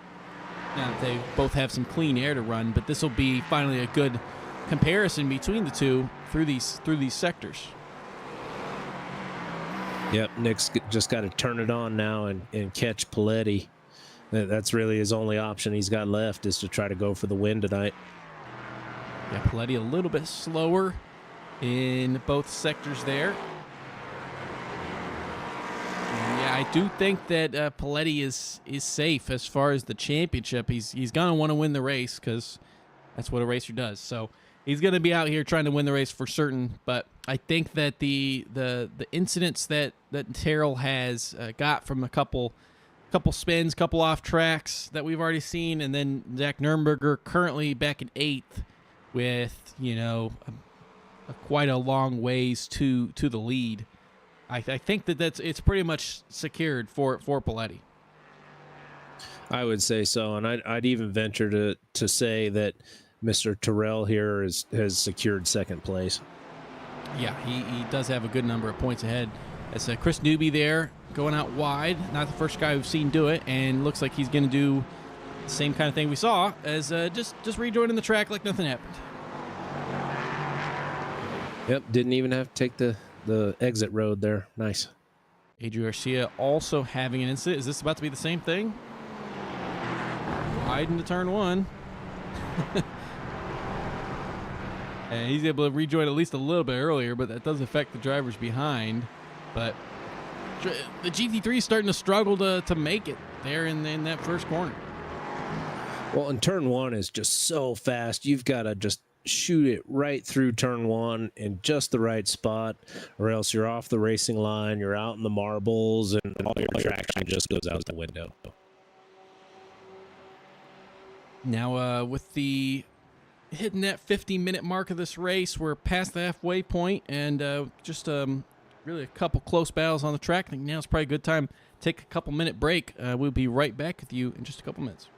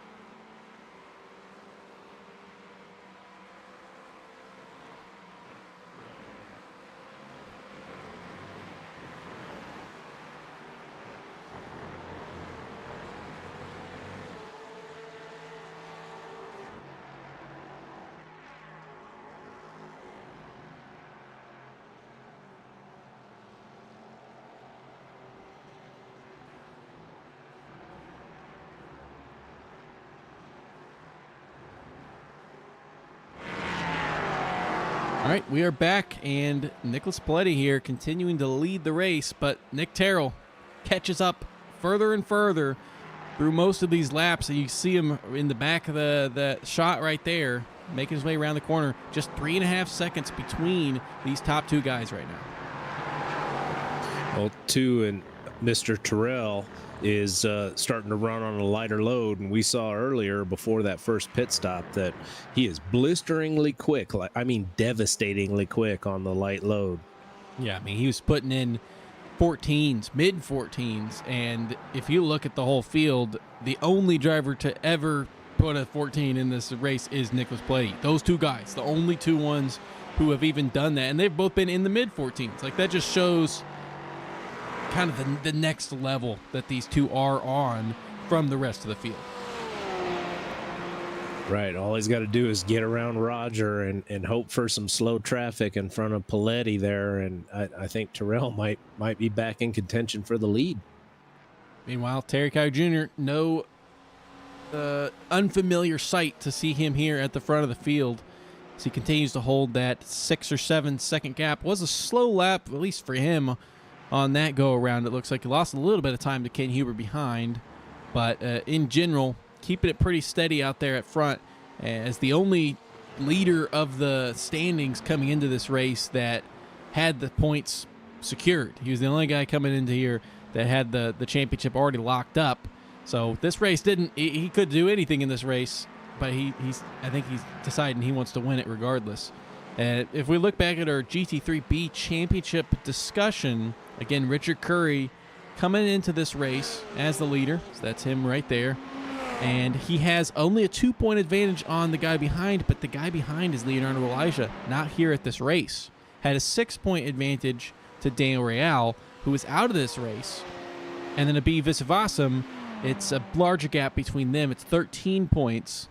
And I think Visvasam needs, he's behind Curry right now, but I think he would need to finish actually quite high up the field to end up finishing. Now, James Foreman does, as far as his current points seem out of it, he's at 132, but that's because he's missed 3 races. So if he's able to climb up some more positions, it makes it more competitive. But I think if Curry finishes even here in 10th, just based on where his competitors are, I think he's able to get that championship win. Yeah, according to the points, it does look like Curry, as long as nothing bad happens and he stays where he's at, he's got the championship pretty much locked up from Abhi Visvasam and James Foreman there. If something bad happens, though, it's going to be an all-out fight between Visvasam and Foreman for the championship. Yeah, it's a shame that we didn't have Elijah here to make it that 5-way battle. Well, and also at Real Connection able to stay steady enough for that, because especially last race out at Road America, both Leonardo Elijah and Abhi Visvasam both had really strong moments of that race where it looked like they were going to come out of the race with the overall lead in the B class. Both of them ended up having some incidents late in the race, and it's I wish that we were able to see that full battle kind of play out here tonight. Yeah, you could tell the guys that really wanted it are out on track right now. The guys that really want to win it or get the best position they can, they showed up for this finale tonight. Zach Nurnberger there making a short second stint as he comes out of the pits. We saw the first stops coming around that 33-minute mark, 32 minutes to go in this race. So pretty clear what he's trying to do there in that strategy is take that short 1 second, but he has a good gap ahead to Daniel Pelotas to catch up to, and really just the LMP3 field as a whole, outside of the top, which is now down to a second. By the way, let's make sure to pay attention to that as Terrell just sets the fastest S1 of the entire day, with Paletti being a whole 7/10 slower. Actually, purple just went away. I think Paul Boyle potentially may have took that from him, but Nick Terrell catching up here. Other than that, the LMP3s are quite far away from each other. Yeah, they did kind of stretch out a little bit. We saw our front 4 runners grouped up pretty good early on, but this is where endurance comes into endurance racing. Is do the guys have the ability to keep that pace for the whole 90 minutes? And right here, it's a tale of two Nicks. These guys they got that endurance to keep the pace pushing all night long. Yeah, Terrell much faster in that sector 1, but then also continues to chip away at the lead a little bit more through 2 and 3 and 4 as well. And now coming up on some traffic. That's a Terry Kiger Jr. race leader there. That's in the way of race leader Nicholas Paletti. Paletti trying to get around before he gets stuck in the section, and now that has brought the lead for LMP3 down to just 0.4. Paletti wants to go, gets cut off through the S's. No room for him to make his way around. Kiger Jr. Not letting him get by easy. And that is, and a collision between Terrell and Paletti. Terrell, huge contact. Paletti looking like he may be more okay. And they backs into the racing surface. There's body work all over the place. Roger Shank involved in that. As I don't think he could see that coming. That is Nicholas Paletti and Nick Terrell. I mean, what's the damage looking like for Terrell? Hey, he's got his nose back. Oh, it's magic reappearance of his nose as we saw it come off on the car. Let's see this again.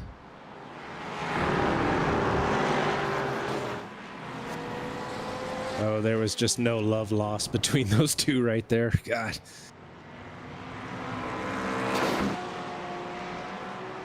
See that from another incident here. One from up top. Looks like kind of both guys moving towards each other a little bit in that incident. Yeah, it looks like Roger got taken out pretty good right here. Yep. I saw him go into the wall. And Roger Shank actually losing the front end of that car. Nick Terrell is in the pits. Obviously, Paletti in the pits. Roger Shank in the pits. Christopher Newby as well. That may be just a coincidence there. I don't know if anyone... I don't think that he was actually involved in that. But that has put Don McCloy now as the new leader of this race. Was quite a bit off of the lead there, and all of a sudden his fortunes have turned. He is now in first place with... Let's see if Christopher Craig's able to get around these two guys who are in the pits right now or not. Not sure he's going to be able to in time. Let's see here. Right now, Nick Terrell's on the pit exit. Paletti looking like he's taking a little bit longer. But Craig moved to third. Did Paletti not have his fast repair kicked in? Okay, no, he's out. Yeah, I think he just was I think he was just a lot later into the pits. We did see, Terrell able to keep going straight, and Paletti was missing the entire rear wing as well. So Don McCloy, new race leader in that Camel LP3. See what I tell you about Don McCloy, man. He was hanging out, just running his race, and now he's leading it. That's how this guy drives. Yeah, has the LMP3A win, but doesn't have the overall win yet on the season, as he had finished behind Zach Nurnberger in that first race at Daytona, which was a wild race. Another one where he put himself in the right position to take advantage of some other mistakes. But with 28 minutes to go, he's got 28 seconds back to Nick Terrell. I mean, we have seen Nick put in some really fast lap times. That is for sure. But it does make it difficult to, regardless, when you have to catch up a whole half minute, if that's really what he's going to have to do. But it is technically possible. It is possible. Is it highly probable? Probably not. Who knows?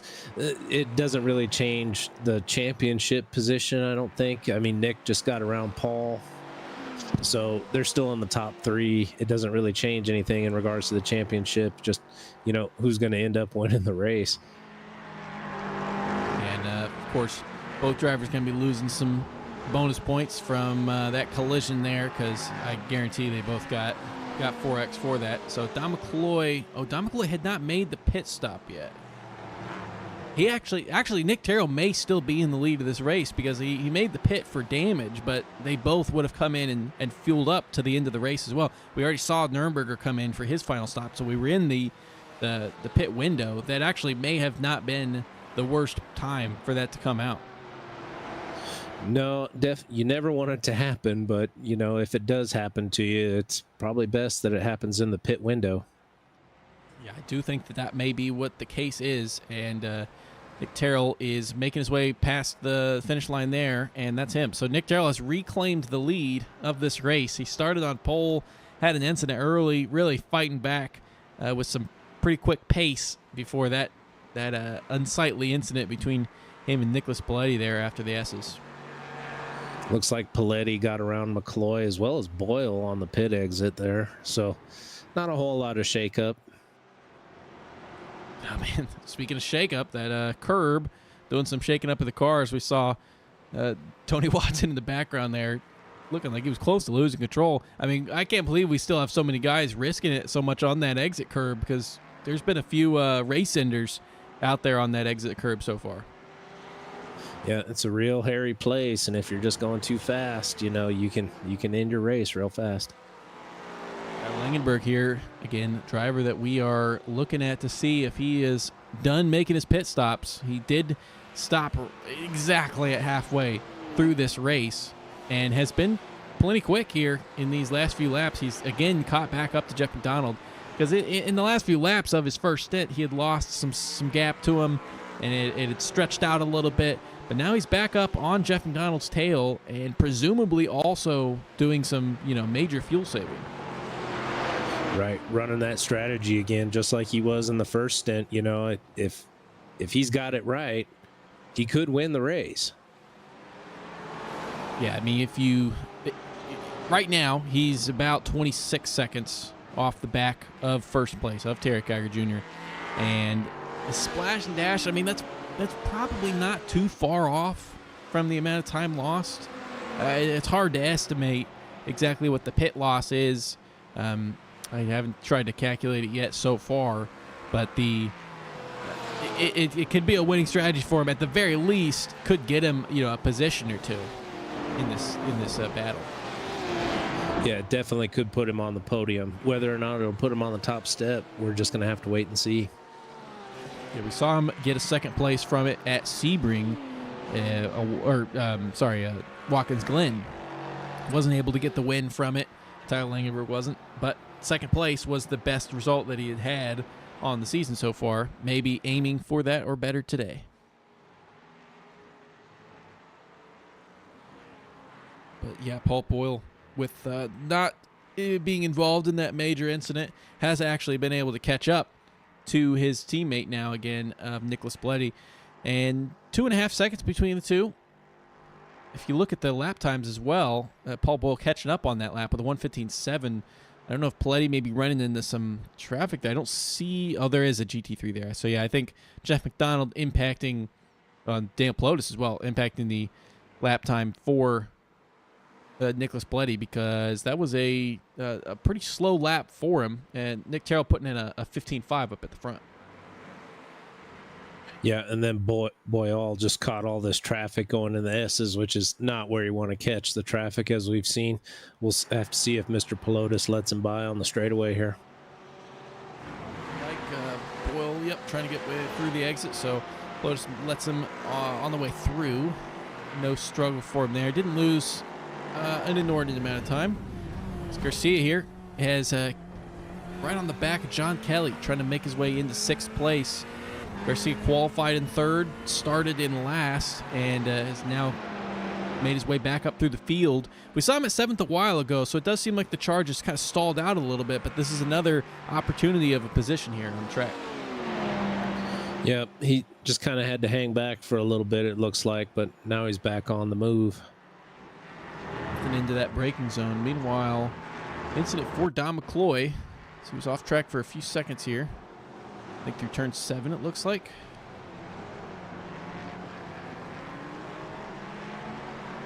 Yeah, just a bit of a dirt got run. in. Yeah, got in a little too hot. That just kills you all the way down that straight. Painful to endure. And here, Garcia really modulating that throttle over those hills, and the car's not glued to the track surface, at least with the way that the cars in the track are feeling right now. But also the geometry of that corner, of that hill, really does mean that you can't take it full speed and whip the car around. You're going to lose control, and we've seen a couple guys do it. Yeah, you got to be real careful through all the changes in camber and elevation in the turn 2 and 3 complex, and then down into the S's. Now, the GT3 cars can take a lot more curb, but it doesn't necessarily mean that you want to get up on them. I mean, because it might upset the car and send you off into the dirt. Yeah, I mean, really, if anything, I on the season, we've seen the LMP3s struggle with a really stiff floor, and the bumps really kind of end in a lot of races. But if anything, in this race, the curbs have been taking out more GT3s than the LMP3s, honestly. Yeah, especially that turn 5 exit, because like I said, it's like a jump when you're out there way too far. There is a point where you will lose contact with the ground over there, and that's not the fast way to do things. Garcia trying to keep it fast through here as they're making way through that aforementioned section. So head down the hill, but then when they head back up, they really start to lose a lot of that aero and kind of unload those springs on the suspension as they go head over that very rough curb, and most of the drivers also dipping a wheel into the dirt on the exit for good measure. Yeah, they're definitely using all the track on there. A little bit further back, Kevin Berquist pressuring Visavasam on the inside of the. He's gonna have to back out of that one. Was fast through turn 1, but not fast enough to catch up. And the driver off track in front of the two on the left side. Curry? Yes, that is Richard Curry, and that is fourth position. So that is now Visavasam just 3/10 off the GT3B leader. He's going to need to do a lot more than just pass him to take the lead of that championship. Yeah, I wonder what that does for Foreman, though. I mean, Foreman's up a couple spots ahead of those guys now. Yeah, Foreman's starting to climb. He's up 5 from where he started as well. He's got a battle in front of him between Garcia and Kelly as well, potentially slowing both of these guys down. Foreman specifically has had really strong late race pace in these races that he's been able to attend here at the end of the season, and has qualified. Didn't ever qualify into the A class, but regardless, I mean, 3 strong finishes in these last few races, where he finished in 6th, 5th, and then 6th. So him being here in 7th is not a surprising result, and we may even see him claim another position or 2 by the end of this race.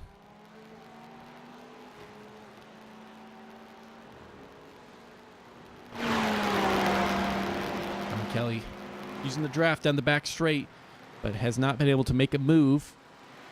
Come into the braking zone. Doesn't look close enough to make anything happen this time, but he's in that zone to try to pressure Garcia to make a mistake, who he definitely has kept it cool and not made one so far in that wonderful blue and yellow Ferrari. Iconic livery that we have this season. Yeah, Adrian's shown a lot of growth as a driver this season in the GT3 class. He's getting more consistent. He's finishing more races. He's showing that he's really leveling off, and it's really, really good to see, this kind of racing coming out of him. Because I remember, a few seasons ago, things always didn't go his way, and it's real nice to see things turn around for him. Yeah, never had any shortage of pace, that's for certain. Always a driver that could put in a fastest lap, put it on pole. But this has been a more consistent season for him so far, with the exception of Sebring really not going to his liking. It's been a strong season for him. It was 3rd in Daytona, 2nd at Long Beach, and then I think 4th place at Road America last time out. So Garcia really should be higher up than he is, just based on he got disconnected at the start of this race. He could be up there in the 2nd or 3rd position, fighting with Huber, Langenberg, if he were able to actually start the race where he should have, up there in 3rd place where he rightfully qualified. Yeah, and nobody can control, the disconnects like that. I mean, that's just racing. Visavasam with the incident here. This is how Kevin Berquist made his way around. I think just ducking out of the way as he was getting too close under the braking zone into the S's. Yeah, it's lucky. I mean, you're taking advantage of the new physics going through the turf like that. I mean, before that would have been race ending. Yeah. Yeah, it is a way to be able to ditch and stay alive in this race. Brad McCombs back there, and unfortunately for him, not a lot has happened in front is to be able to claim some late positions in this race. I mean, we've seen a couple wrecks, but nothing that has caused anybody to need to tow to the pits or anything. And unfortunately, he's still sitting here in ninth as the last running LMP3 car. Right, and this is for overall position. Brad's got to get around these two guys to get himself up into the, cement himself up toward the top 10. Yeah, it was never fun to this late in the race be fighting the class behind a 4 position, but making his way through as he is now. The LMP3's marginally quicker than the GT3s. It seems like they've been able to handle the traffic okay, but the gap between the two really is only 3 or 4 seconds.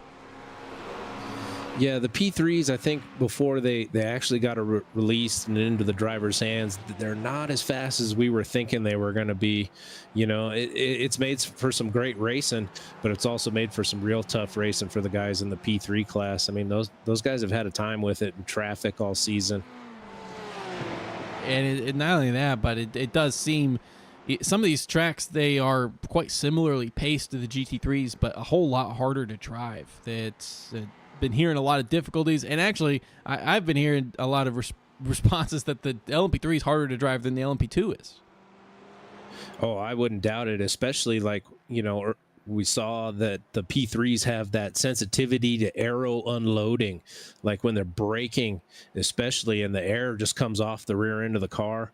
The rear end just locks up and around they go. We saw that numerous times this season. Hats off to these guys who decided to stick with it for the season. I mean, it's really been a challenge for them. The GTP is coming in next season, a whole different animal and a different difficulty. So obviously a whole lot more aero to them, but especially those cars under cold tires, and if you've got too much of that battery being deployed, they can be deadly on those first couple laps on a stint. Yeah, the GTP is definitely a car you got to treat with respect. You can't manhandle it like you can a GT3 or even a LMP2. Kind of similar to the P3, where you got to be a little gentle. Right when I turned the camera away, Garcia going off track in turn 1, seen many guys do it, and able to rejoin with no drama, but losing that spot to John Kelly. So down a spot for Garcia, who is trying to catch up some spots in the overall standings. Had a pretty good gap in front of him to Ken Huber in the overall, but of course able to catch up to Aaron Claybaugh tonight, as we don't have Aaron Claybaugh. Other than that, all the guys who were up high in the positions for GT3 are doing well in today's race. I mean, the top 5 coming into the race on the standings were Calgary Jr., Langenberg, McDonald, Claybaugh, and Huber. And all of those guys are in the top 4, with the exception of Claybaugh, who was unable to attend this race. So, I mean, they've been great this whole season, and they're showing it here in this final race as well. Yeah, some really great racing all season out of these guys. They're on the top of the standings for a reason, and we're seeing it again here tonight. Yeah, not a lot of bad results from any of those guys there, with the exception of a couple maybe unexpected things happening, but they have been very consistent. It's showing that consistency is the key to placing quite high up in the standings. A lot of guys who have even not been able to get that many podiums, but able to be up there in the overall standings with that overall season consistency. Yeah, and make no mistake, these guys, they're no joke. They know how to race. Racing with these guys is pretty tough.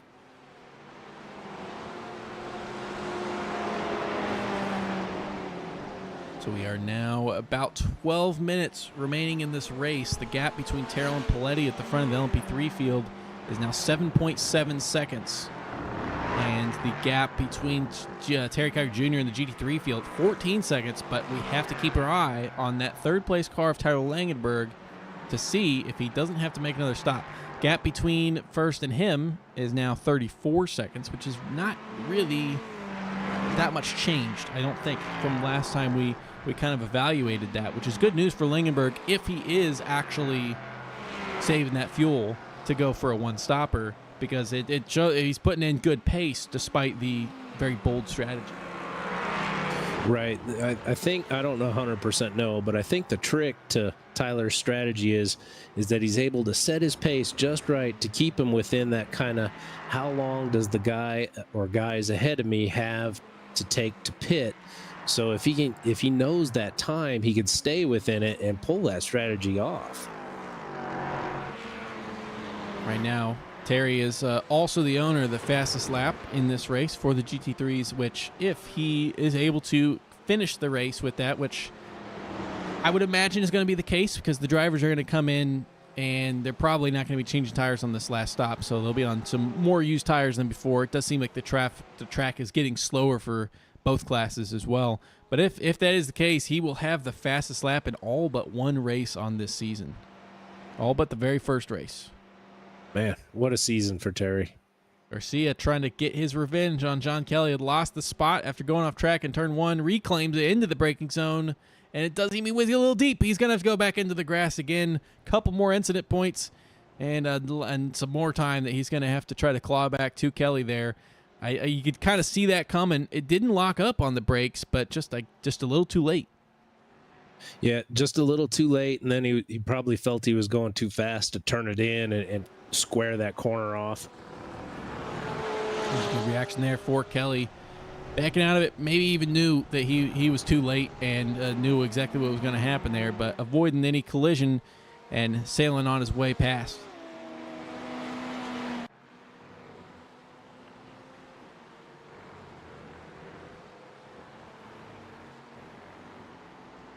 Make the way through S's. That is Terry Kiger Jr. back there as well, looking to lap 6th place in this race, just to show not only just how spread out kind of the field has gotten, but how fast Terry has been.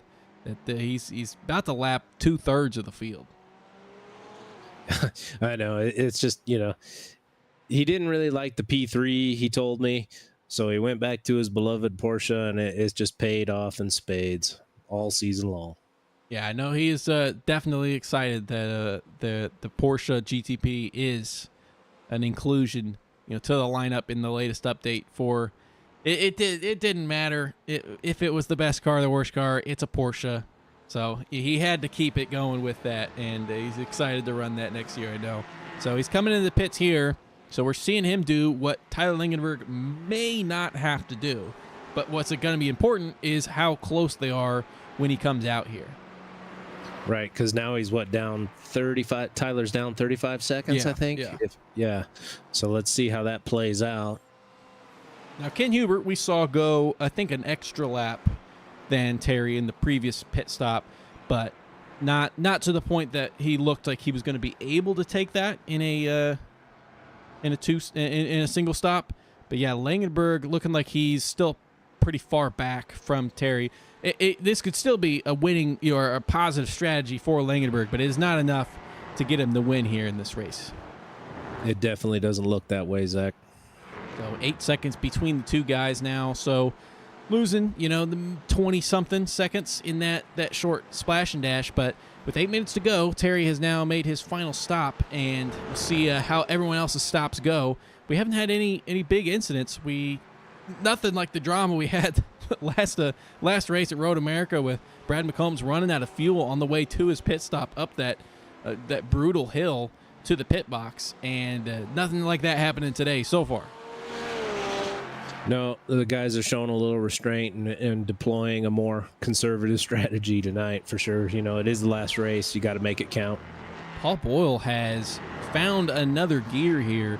Personal best Sector 1, best Sector 2 of all drivers, and personal best Sector 3 as he continues to catch up to Nicholas Paletti here, his teammate, trying to make that move.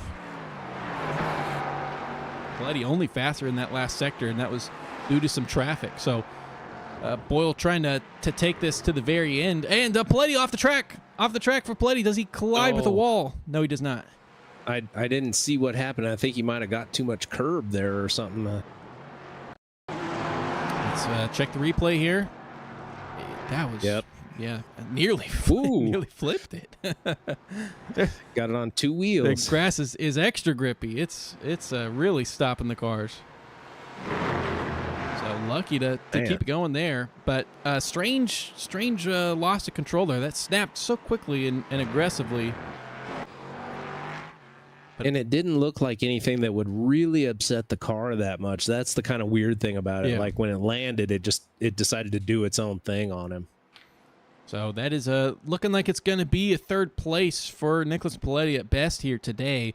Now, didn't need to do much to secure the win, and I mean, I'm sure he wished he was up there fighting for that lead. Nick Terrell doing what he could today with a win, but needed a little bit more than that for the overall. But taking that second place from Zach Nuremberger, at least how it's currently shaping up. Still a couple laps to go, of course, but that's how it's looking. Right. Anything can happen. We saw some late fireworks in the race when Paletti and Terrell and Cowger got together. Let's hope nothing like that happens again, but it could still happen. So Langenberg here with 8 seconds ahead to Terry Cowger, but 7 seconds back to Ken Huber. So Ken Huber, you would presume, is going to be a lot faster here at the end of this race. He doesn't have to manage any fuel. I don't know if he took any tires or not. I doubt he did. But with no fuel management, he is going to be coming quite fast here, and that's going to be the main thing on Langenberg's mind. He's going to have to be able to keep the car going quick enough to stay ahead with that 6-second buffer that he's got. But I mean, it's not going to be easy to make it to the end. There's a reason we didn't see anybody else try to do this. But if anyone could do it. Right. It's going to take some skill. He's got to go fast enough to stay ahead of Ken, but he's also can't go too fast that he doesn't finish the race. He was able to do it at the Watkins Glen event a couple events ago, about a month ago, and able to do it quite perfectly. So we'll see if he's able to replicate that again today for another second place. But with Ken Huber 6.5 seconds behind, it does seem like a pretty safe gap when we are now coming into probably 3 or 4 laps to go in this race. Right, yeah. Tyler's probably looking for somebody to draft on and save a little fuel right about now, I imagine. Yeah, I don't think that he would mind catching up to the car in front right now to be able to get a little bit of that. That's James Foreman, who is now in 8th place, 7 seconds back. I don't think he's going to catch up to Garcia, who himself has also really charged through the field and gained a lot of spots. But I'm not sure what happened to Vihil because he was fighting with John Kelly for a while. I know we saw him go off track a couple times in that battle, but now Tony Watson's between the two. It looks like I don't see any incident that caused something big for him. Meanwhile, maybe a big incident here for Daniel Plotis.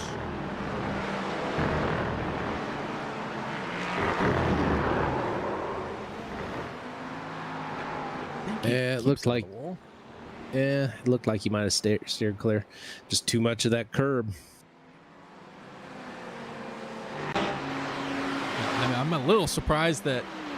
I mean, it just kind of surprised me that that's how the track really is. You know, I mean, it is punishing to take it out wide there, but it's just where you got to be to be the absolute fastest. It reminds me a little bit of Manicure, which is another track where to really get the most amount of lap time out of it, you have to take some risks, and sometimes, you know, some curb-related risks, and sometimes they just don't go your way.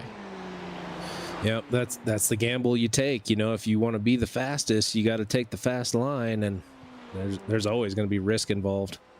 Well, I can't figure out exactly what happened to Garcia, but that whatever happened is that the whole front of the car missing, gets that repaired with a fast repair, and is going to get back out there. But that is how he had lost those positions. So a day of highs and lows for Garcia today, unfortunately, oncoming a little bit here late.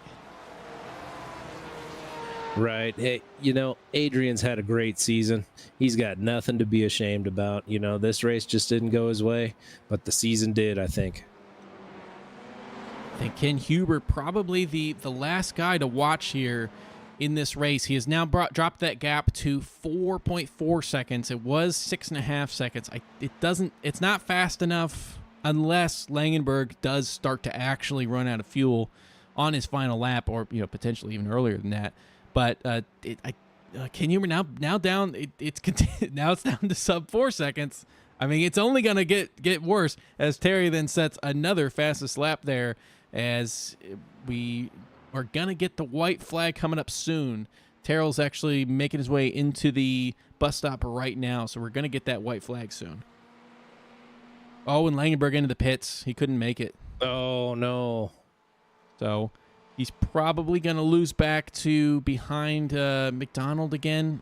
We'll see if that's the case. I think that was the goal the whole time, because I can't imagine this plan was to pit with 50 seconds remaining. You can see, look how short he was in that pit stop. He was so close, but I guess just not able to make it happen. Yeah, just so close. So disappointing. I don't think that's enough to put Jeff McDonald ahead of him, though, in the championship. I think Mr. Langenberg there will still run away with second place. Yeah, Langenberg actually coming out ahead of McDonald, surprisingly, as well. 3 seconds between the two, so was able to still keep it quick enough in the latter part of that stint there. So that's McDonald in the background. Don't think it's going to be close enough to compete between the two. So it's good news for him, as Nick Terrell's just a little bit ahead of those two, making his way down the last stretch. We're about to hit time. He's on the white flag lap. We now hit the 90-minute mark. And Nick Terrell needed to win the race today to have a shot. Won the race. I think that the safety points and the finishing position of Paletti there, unfortunately, keeping him out of that first place spot, but it's looking like a second place championship finish for Nick Terrell here. And a wonderful race for him, where he definitely has been the fastest guy on track at most sections, most elements of this race. Coming across the line, Nick Terrell is the victor for the Road Atlanta season finale. Yeah, it was a harrowing race, but he pulled it off in the end. Langenberg finishing ahead of Jeff McDonald there, third and fourth, as they are in a different lap than Gallagher and Huber. Paul Boyle came across the line as the second place finisher. He was a guy who definitely had an up and down race as well. LMP3 was kind of all over the place. So he finishes ahead of his teammate, Nicholas Paletti, who had an incident late in the S's. At least finishing there with the podium in that final race and coming across as the victor for the LMP3 class. Don McCloy, another great finish for him as well. Consistency coming across in fourth, as Craig has already finished there in fifth. Terry Kiger Jr. rounding the final corner for another win on the season.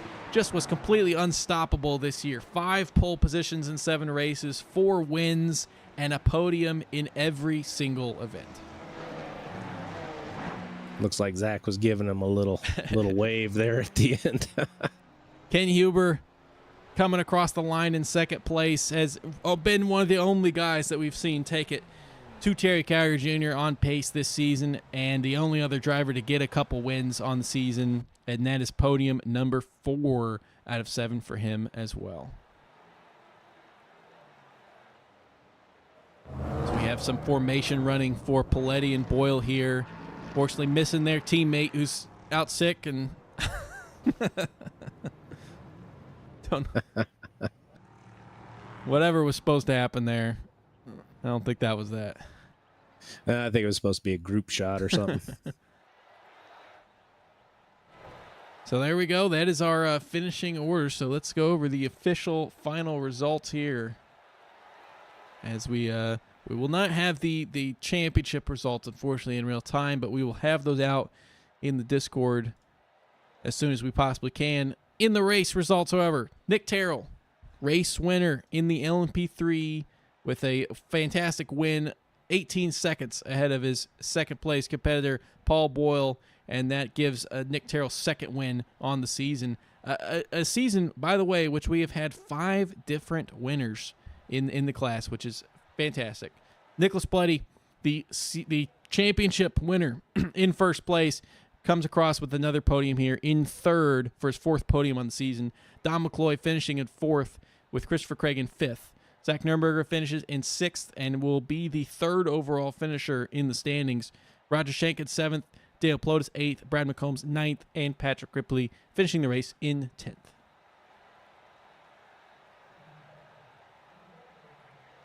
And finishing out GT3, your champion and race winner, Terry Kiger Jr., followed by Ken Huber, Tyler Langenberg, Jeff McDonald, John Kelly, Tony Watson, and our GT3B winner, James Foreman, followed by Kevin Burnquist, Richard Curry, Abi Vishvasam, Adrian Garcia, Christopher Newby, Mark Dillon Jr., and Daniel Rial rounds out the field with an early exit. That was a wonderful race. Was a tough track for the drivers, but we actually saw a lot of people really keeping it on the track. I think that the updates to the off-track surfaces has certainly helped. But what an exciting race with a lot of ups and downs for a lot of these guys. Definitely. Speaking of which, let's talk to our overall race winner, Mr. Nick Terrell. Nick, this is Skip and Zach in the booth. You got us? I do. What's up?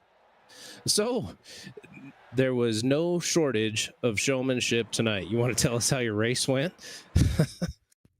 Well, after the spin, kind of got my nerves out. Then anger and piss and vinegar kind of started pumping. So then I just had to nose down and try to make my own destiny a little bit there and be able to get some pressure on if I could make it back up to the front. It was basically the only thing I could think of. And just because it wasn't going to be a pit stop game, Nick wasn't going to make any mistakes. I don't know how many incidents he had, but I was trying to keep in the bonus, but that went out the window with the 4X repair and all that stuff. So there's just a matter of trying to push. Sorry. And push you did. I think you set the fastest lap of the race, somewhere in the mid 14s. We know it was at the end of the load, but how did you pull that off? I mean, nobody else was even close to you or Paletti. Yeah, it's just a matter of keeping momentum going, especially through the first sector, going into the S's to there. If you can be smooth on the brakes and not turn in too early into turn 2 or 3 rather. That's like my problem I would have, and I'd carry too much speed coming up through 1, and then I would turn in normal and I'd overshoot, or I'd compromise my exit on turn 1 and I'd turn in early, then undershoot. So it was like just a matter of going back and forth, even with myself, just trying to see like where I was messing up a little bit. Missing apex on turn 1 would jeopardize that so much, and that could cost anywhere between 0.2 quarter second to half second just in that one sector alone.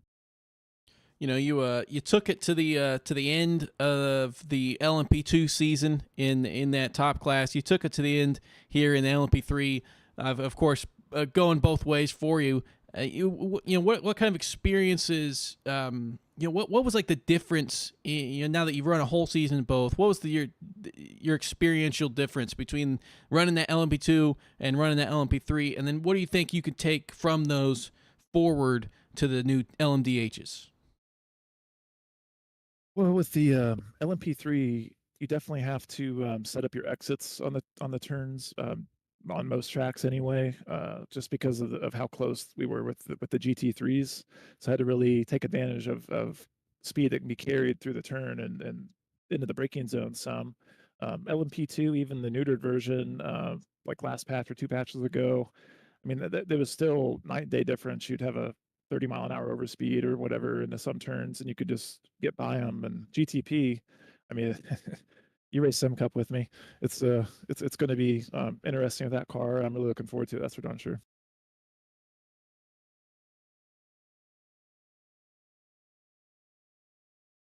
Well, it was a fantastic race for you here tonight.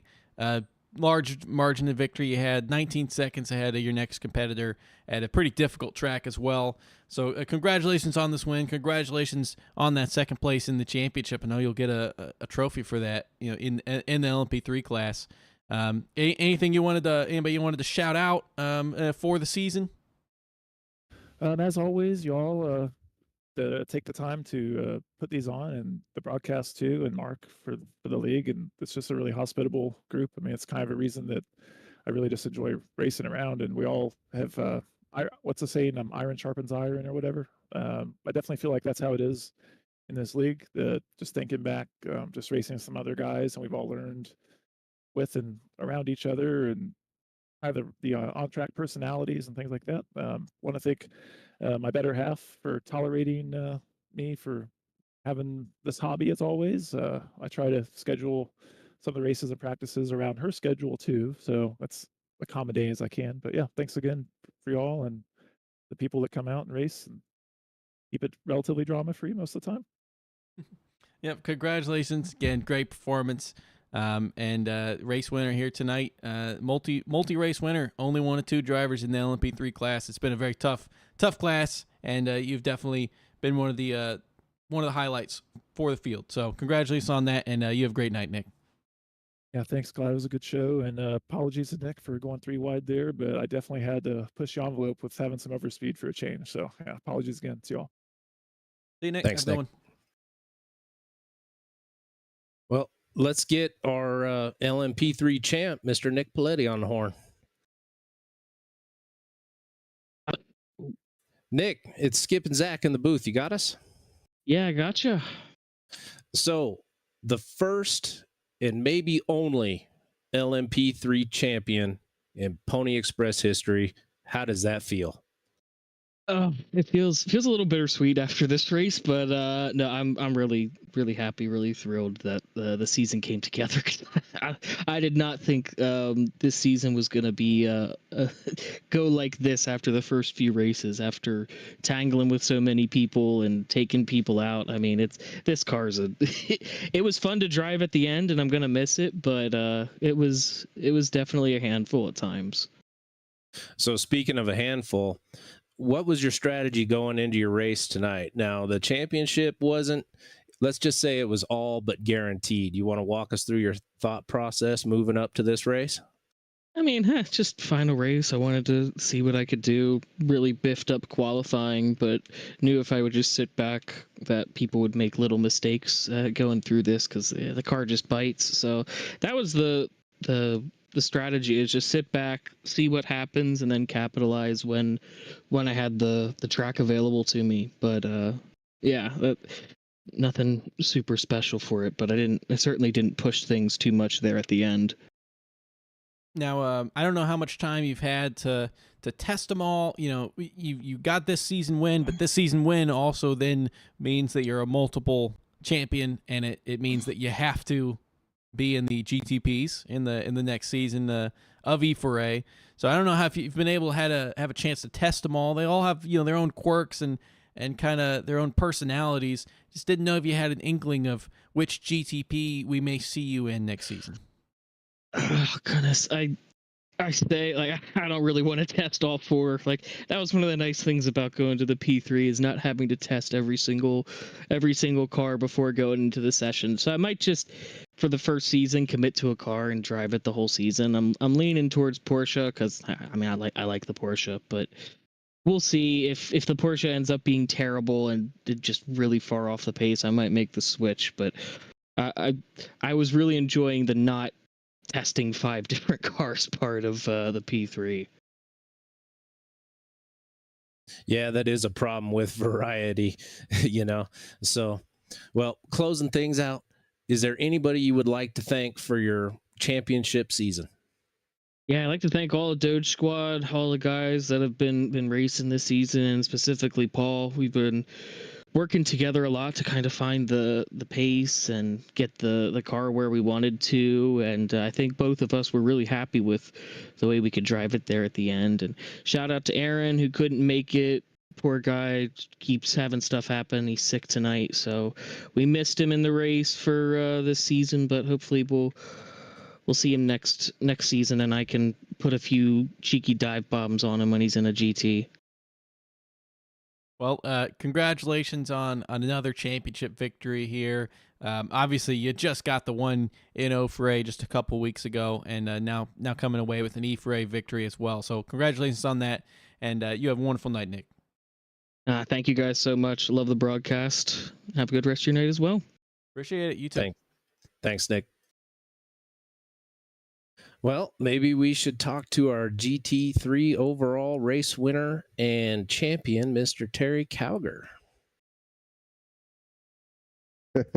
Terry, it's Zach and Skip in the booth. You got us? What's going on, guys? I don't think we've been able to talk to you, or at least I haven't been able to talk to you when you got a race win. It was almost like it was jinxed or something. Yeah, I haven't talked to you since Daytona, because you got something happened with Long Beach, and then you weren't here for the last one. So regardless, you displayed pretty much utter dominance this season. Tell us how you think it went for you. Yeah, I mean, it went pretty good. I made some bonehead mistakes at a couple races and, caused myself to spin. But I foresee a lot more of that in my future next season with the GTPs. But um, I mean, it was fun. I really like the GT3s. I know you're not the biggest fan of them, but I guess it just kind of suits my driving style a little bit. Yeah, I mean, coming into this race here, we go back to last season. If we look at, we're looking at in the LMP2 fastest laps. You didn't have any fastest laps all last season. You had 4 pole positions, but no fastest laps. And now this season, after you already had the fast lap, and then you improved it even more in that second to last lap for tonight's race. Now the fastest lap in every race, with the exception of Daytona. I mean, where do you? Is it just the amount of practice you do? What is it that you find to get that kind of consistency where, I mean, you have all these opportunities during the race to put, everyone has, dozens of laps to try to set it, and you've done it pretty much every time so far. That's a good one, because I actually backed off on the amount of practice that I did this season. So I didn't practice anywhere near as much as I have been, because I've got some other things going on. But I don't know. It's like as the race goes on, I get in a zone, and before I know it, my spotter's telling me, "Oh, that was the fastest lap of the race," or whatever they say, and I'm like, "Okay," and I just I just get in a zone, and that's really, I don't know, the best explanation I've got. So what is this for you now? Is it championship 4 or 5? Number 4. Oh, number 4. So how are you feeling about moving into GTP next season?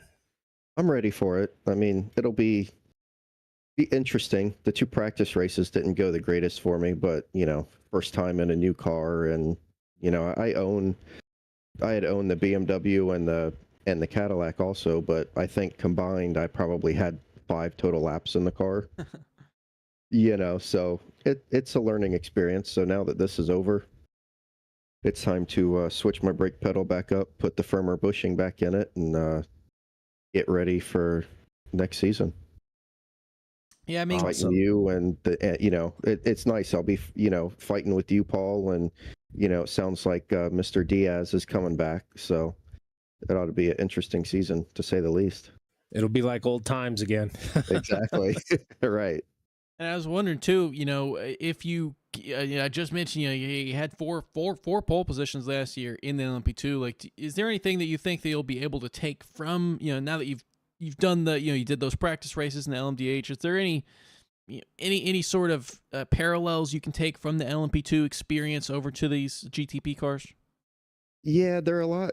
I feel like in some ways they're a lot alike, in other ways they're not, but it's figuring out the brakes. I feel like so far is the biggest thing, and it definitely takes, I feel like, a similar throttle control as the LMP2, maybe a little bit finer throttle control. So because it just, the LMP2 is easy to break the rear tires loose coming out of a slow turn or something, and it feels like the GTP is the same way. So I'll have to play around with that and see if I can't work some magic in the software for my pedals and to help me out with my heavy foot. Well, again, congratulations on a 4th championship here, and another one. It was hard fought through the season, but you got a podium in every single race, regardless. Well done on the season. And is there anybody you wanted to shout out for the season? As always, we appreciate you guys for doing the broadcast. It's always fun to go back and watch it afterwards, and my dad enjoys it. I know he watches every week, not live, but he'll go back in the morning and watch it. Everybody that's involved with putting the league on, and everybody in the league that races that makes it enjoyable to race with week in and week out. Well, we appreciate your time, and it was great watching you out there getting another win on the season. So, congrats on that race win, and even more congratulations on that championship. So, you have a good night, Terry. All right, thanks, guys. You too. Well, let's go ahead and grab our GT3B winner. I don't think we have the champion, but we can grab Mr. James Foreman here real quick. James, it's Skip and Zach in the booth. You got a copy? Yeah. How's it going? Not too bad. You had an interesting race. We almost didn't recognize you because you're running that Harley Davidson paint job instead of your classic punk rock paint job. Yeah, I decided to switch it up towards the end of the season. Nice. So how do you think your race went tonight? You know, you kind of started a little bit toward the back, but then as usual that we've seen out of you, you kind of worked your way up, you know, into like, you know, that 8, 7, and 6 positions overall. It was at the beginning, it was kind of hard to feel confident in my car going through the S's and around that left corner onto the straight. But then after about halfway through the race, I started to build more confidence through that section, and I just tried not to push the limit too much and keep it on the track. Now, we did see some Ferraris struggle with turn 1 kind of toward the end of the stint when the load was getting light. Maybe the tires are getting knocked off. What were you experiencing in that corner in particular? Were you getting kind of understeer there? Or? Oh, yeah, I went out there once. I mean, you got to brake a little early and make sure you hit the apex on that or you're going into the grass. But yeah, that one was that was definitely a scary corner for the Ferrari, for sure. Now, you know, you had missed the first 3 races of the season, and you had a, I think you won the B class in the first one. Watkins Glen, the first one attended, and I said you were I was like, you know, you missed 3 races. Unfortunately, you know, as far as points wise, kind of out of it. You actually came into this race with a points possibility of first place. I mean, you know, given how much of a disadvantage you were at with the 3 races missed. You know, how did you maintain that consistency at the end of the season here with these last 4 races? I figured, well, I missed the first 3 because of work, stupid work, you know, but I was able to finish off the season strong. I just kind of try to stay consistent, try not to push it too much and crash. You know, if you notice, most of my races I have pretty low incident points, so I try to play it safe, stay consistent. You know, most of my lap times are usually pretty close to the same throughout the whole race, and try to watch out for those LMP3 cars coming by you. Well, next season you're going to have to worry about GTP cars zinging by you. How do you feel about that? Oh my gosh, those things are so fast. So it'll be interesting, and it'll probably take a while to get used to at first. But at least they can blow by you on the straightaway, unlike the LMP3 cars where you kind of like maybe lift a little towards the end, so you're not side by side through a corner with them. But yeah, it'll be fun for sure. I'm looking forward to it, actually. Now, I know you have generally been a big Ferrari guy, often running the Ferrari. Next season, switching up the Ferrari model to the new 296. Have you had a chance to drive it yet? And does it kind of suit your driving style the way that the 488 does? You know, it's a nice send off for the 488. You know, I got a kind of a bond with that car. I raced it a lot in this series. So, and I have drove the 296 a little bit. It's a little bit more of a handful to handle, it seems like, but I think it's going to be super fun to drive. It'll be nice for a change as well. Well, congratulations on another B-class win here today. Certainly looking forward to seeing you next season running maybe that new Ferrari. But yeah, 3 win. I mean, you were the first person to even get a second win in the B class. It's a competitive field where we've had 1, 2, 3, 4, 5, 10 guys get a podium. But you really showed out here at the end of this season. So excited to see potentially, you know, what a full season could do for you coming up. Yeah, looking forward to it. Let's hope I keep the consistency going and those podiums coming. Can't wait for the next season. Well, congratulations again, and you have a good night, James. Yeah, you too. Thanks a lot, guys. And that was our B-class winner there, James Foreman. So that wraps up our season here today. Had a great O4A season and E4A. We are coming back with racing in both of those, but there will be no broadcast for the shortened season upcoming for both, and the broadcast will be restarting again at the new year in 2024. So, anything you wanted to say to send us off here, Paul? Zach, I just wanted to thank you for an amazing broadcast all season, and thanks for bringing me along for the ride. I had a blast. It was great calling these races with you, man. Not racing myself, I couldn't think of a better way to spend my time. It's been a lot of fun, and I definitely enjoyed it myself. So, thank you everybody for watching. And if you're here for the racing, we'll still be racing. Practice race next week for some OFA race stuff. We'll even be doing the Super Formula cars, just as a fun off-season thing. And if you're here for the broadcast, we'll be back in the next year. So, everyone, have a good night.